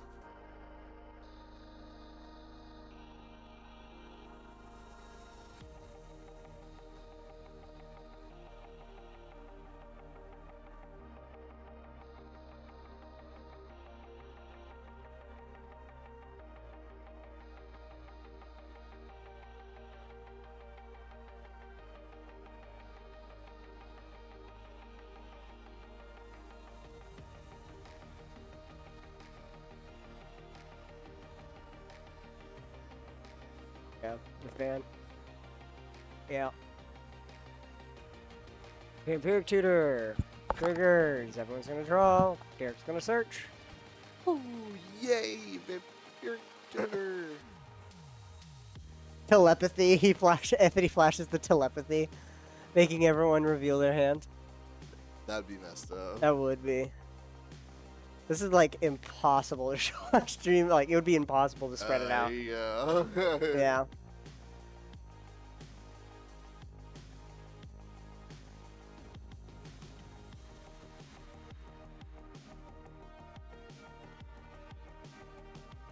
Vexing Bobble with a red.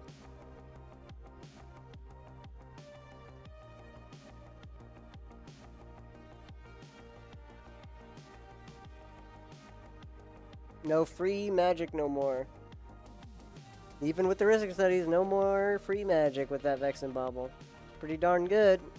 Anthony's going to be stopped from Force of Vigoring all the risk stories. So that's what Anthony's kind of playing with in his hand right now. Force of Vigoring the Ristics, could do the Vexing Bobble. Hard casting it could be an option as well.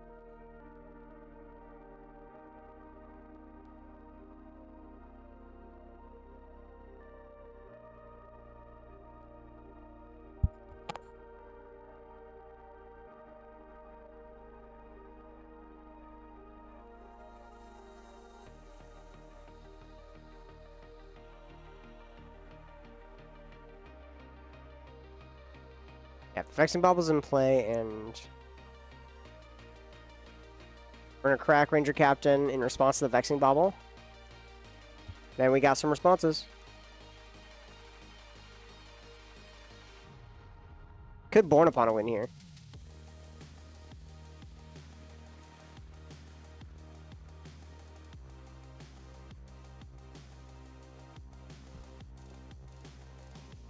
Yep, Born Upon a win on top of it. Triggers. Looks like Derek's gonna be trying to jam. Let's go, Derek. Go time. Surely nobody has a counterspell. Mm-mm. Totally not. Surely, right?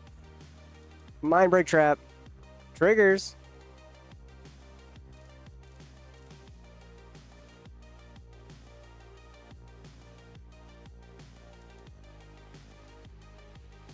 Goes back to Dara. We're gonna Mind Break Trap. We're gonna be Mind Break Trap in response. Will has paid three spells, so this is free.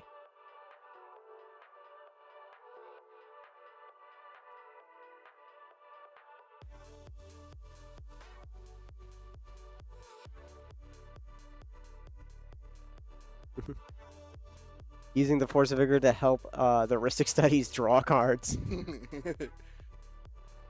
We're in a Force of Negation. Everyone draws. And then trigger, everyone's going to take 2 from the long shot.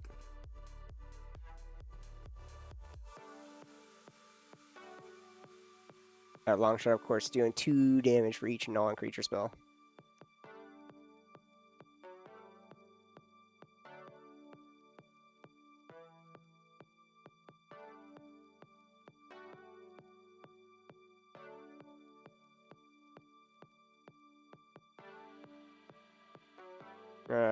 There we go, get the stack.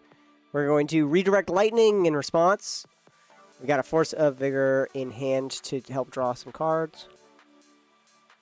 Our only option at the moment.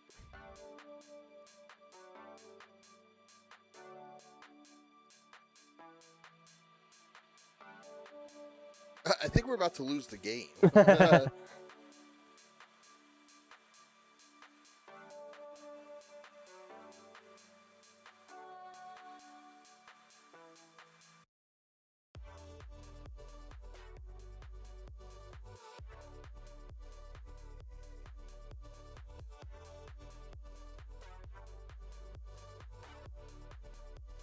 Asking to pact here, what they packed. Pacting the...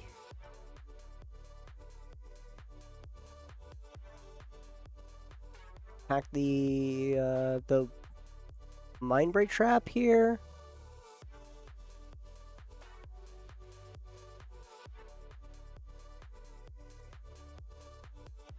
They're doing to try to pack the deflecting SWAT, or sorry, redirect lightning. Yep. This is counter war. We're gonna add it to the stack, toss it on over.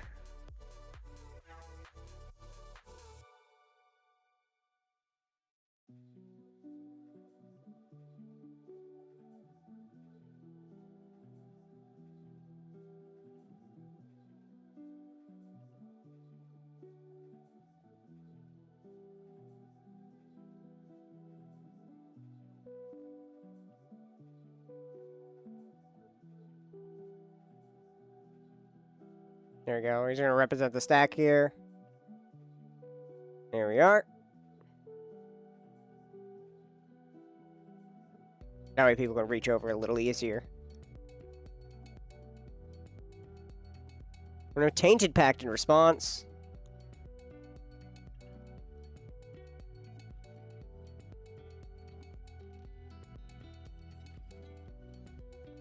Everyone passes priority on it.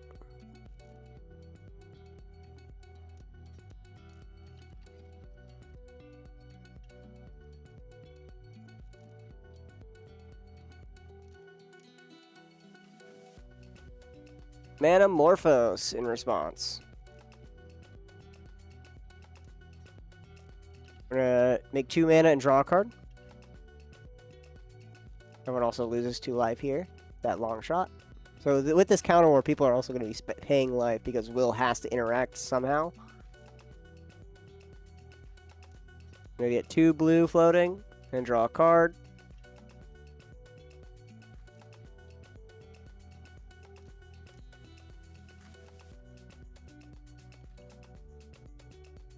Spending 1 blue.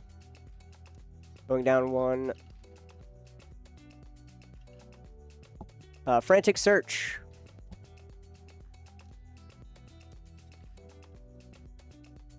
Frantic Search in response. Draw 2, discard 2, untap 3 lands.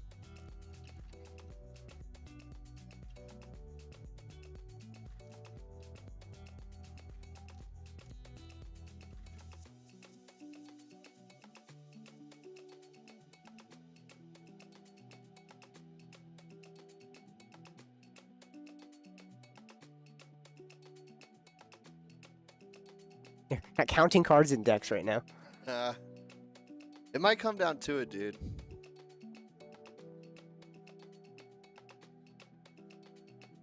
It'd be so funny if someone had like an archive trap.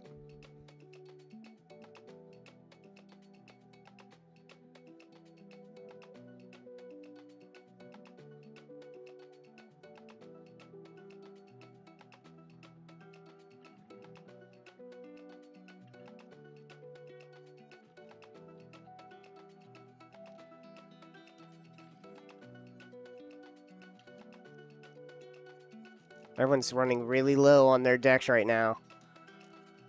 Specifically, Anthony the Champ is actually extremely low on his deck.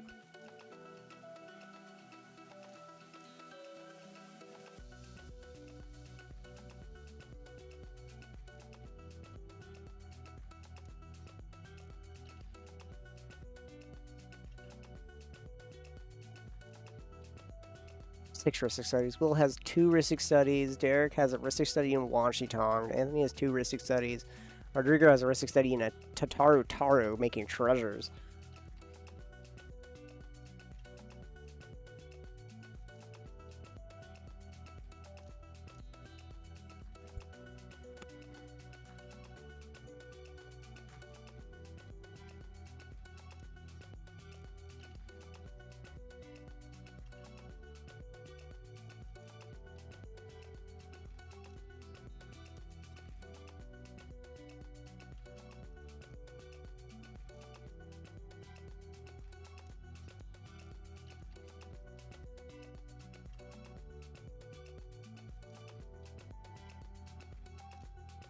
Oh, Derek is saying Will's going to try to win on top of Derek.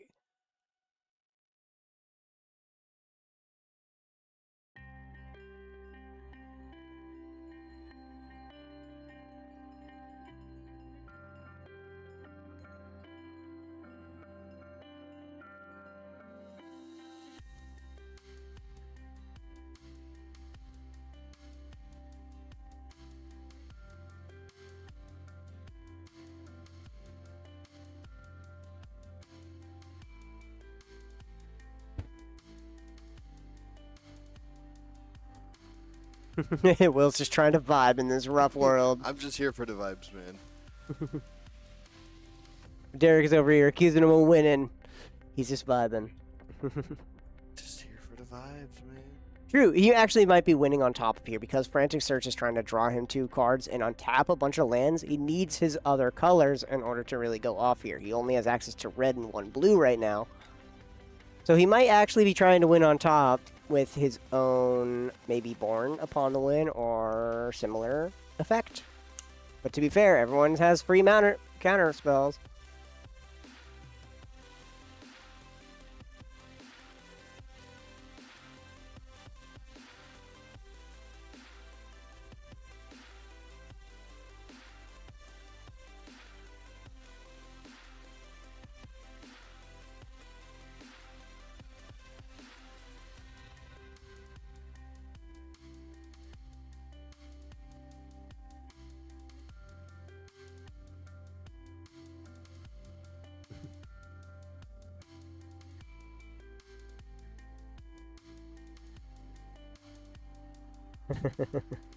Anthony's like, let's just redo this game. Everybody start over.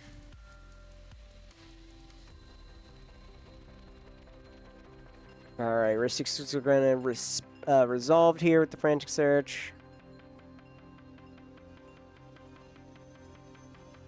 Or brain freeze is, I think, in response here. Okay, it's brain freeze.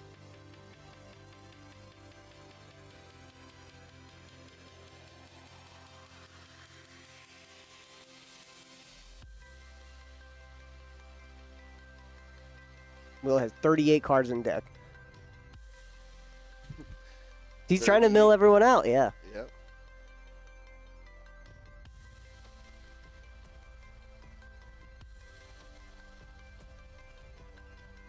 So that's going to be that's all of Will's card here, and then the rest is going to be at Rodrigo here, flipping his deck into his yard.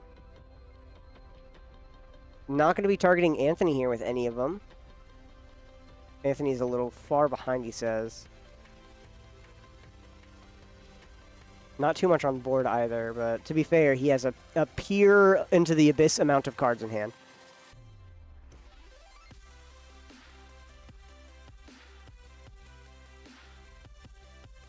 Now if we had another Mind Break Trap.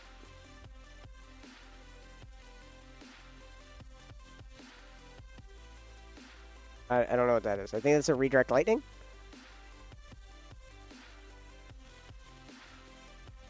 So he's trying to redirect one of them away from him so he survives.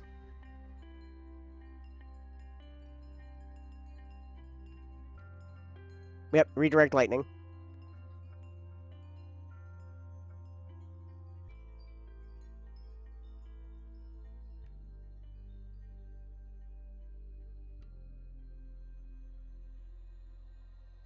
There's also a way to maybe make Will draw cards. It could be fun. It could be quite funny.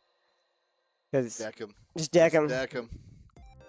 That's pretty much the win con here right now, is like just trying to deck everyone with how much Ristic Studies are out.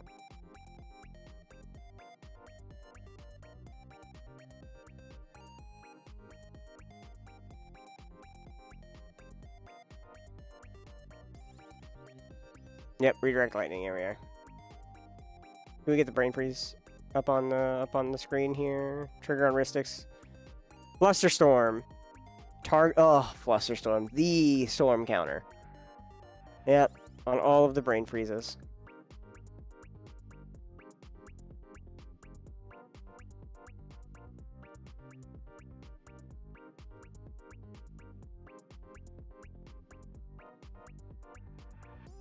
He has 10 free targets.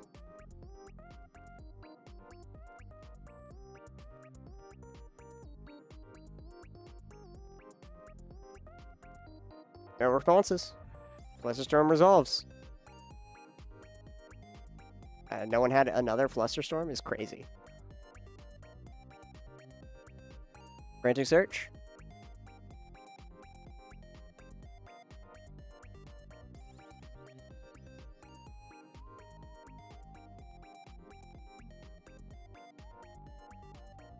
Well, that's Rodrigo's deck.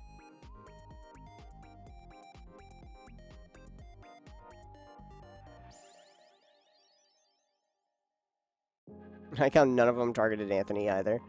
Because he already has like almost all of his cards in his hand. Oh yeah. An offer you can't refuse. Targeting the Frantic Search.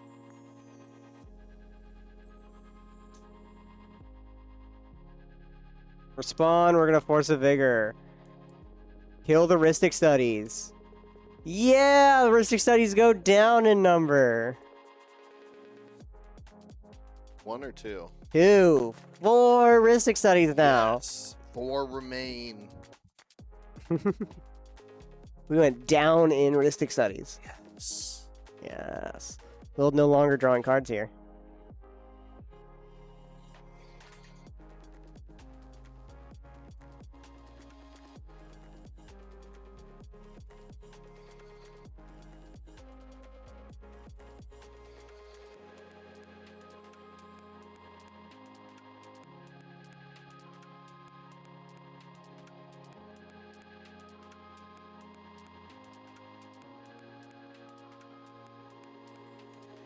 Well, now has no blue at the moment. Of course, an offer is going to resolve.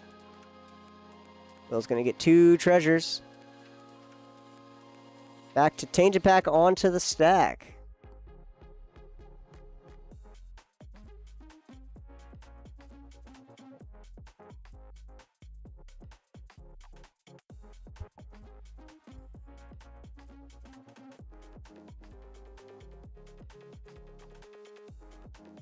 It's been an hour of this game. Yes, it has been an hour. All right, we're gonna start Tainted Pacting. Take a look. That's an underworld breach. Rain freezes in the yard. Does he want to stop on breach? Huh? He's gonna go in. Soul Ring. Mana. Mox. Pact of Negation. There's the stop. Yep, Pact onto. That's Taint Pact.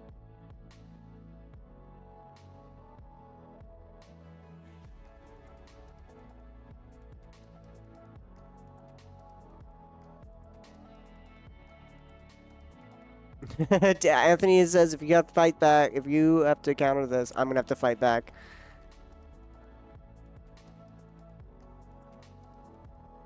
Now we're gonna pact.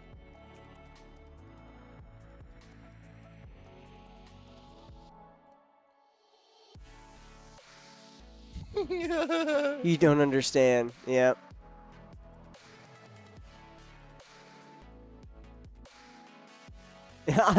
Derek is on his turn. He's enjoying his turn. And then we're going to Force of Negation in response. This is Anthony's response here. Then we got Rhystic Triggers.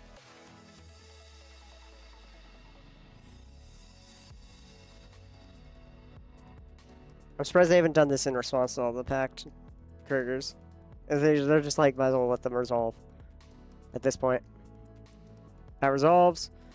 Resolves. Pact resolves. Selecting spots countered. It was right on top of the vexing here. Was the silence.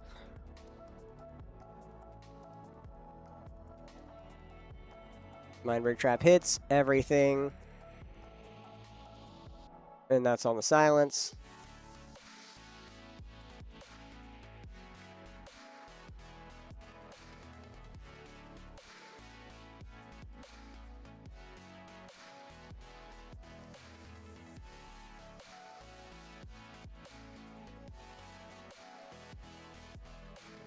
Intuition on top of the Vexing Bubble and the silence effect. People are going to draw here from Rhystics. Except for Anthony. Anthony is choosing to decline his. We're going to Force of Will the Intuition. Anthony has all of his interaction available to him right now.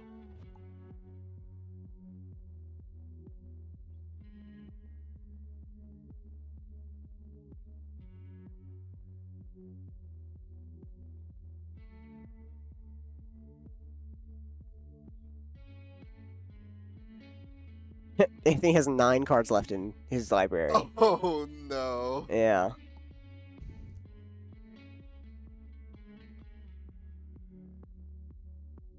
Derek has 35 cards as well in library. Brain Freeze! Oh, no. Stone counts 29. Holy heck. Rhystic Study triggers.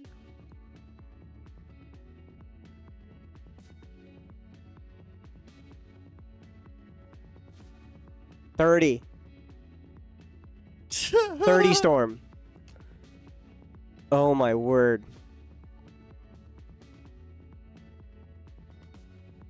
Where's the Flusterstorm, guys?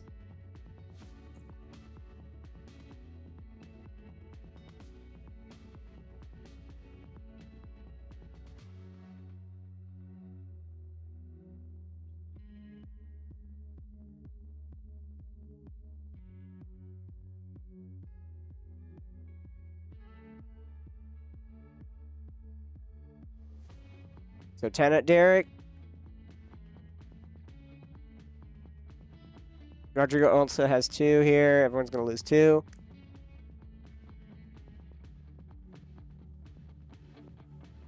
Milling everyone out.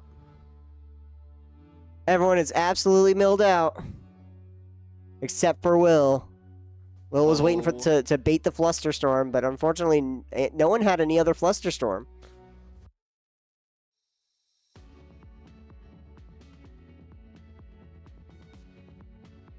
Silence resolves. We got through the stack. We got through the stack, finally. Back to Derek's actual turn. Only creature spells can be cast right now.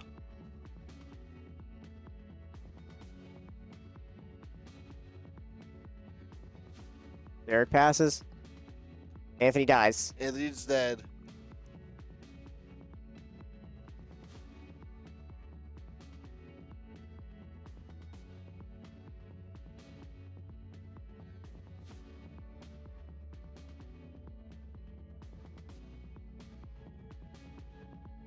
Rodrigo, in response, Valley Flood Caller. And his upkeep.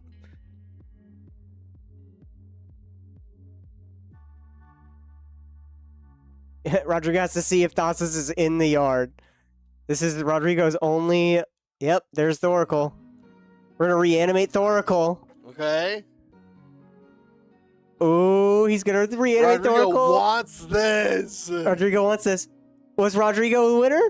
Rodrigo wins with the instant speed reanimate on Thoracle. No shot.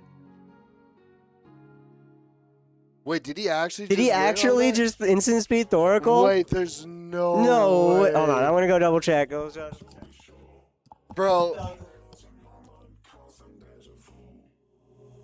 Oh my God, the most clutch play for Rodrigo. Oh my God, what a thug life. Oh my Rodrigo God. gets it. Let's go, That's Rodrigo. where dude. it is at. Rodrigo wins the finals of Thursday night That was CDH. actually sick. He's like, hold on, let me try real quick. Let me try something real quick. That's so Let me see sick. something. Let me see something. He's got a nickname. Heck yeah, Hot Rodrigo. Heck yeah. Hot What Rodrigo a is the play. winner. Hold on here. Let's put that name up on here. Here we go.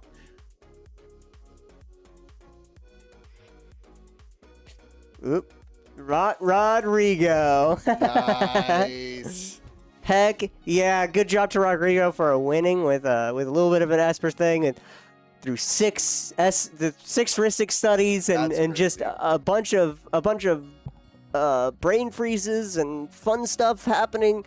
Everyone milling him out for him to just do. All right, Valley Flood Caller Will reanimate. almost running away with that, dude. Yep. Oh my goodness. Sweet. Well, that was it for Thursday night CDH on a wonderful April 2nd into February, or April 3rd. February. April 2nd to April Later 3rd tonight, here. Tune in live for First Friday. For Yes, Pokemon. tomorrow, first Friday for Pokemon. It's Pokemon Challenge. So stay tuned for that as we see some of our regulars try to go for the win, the Check true out our win. website.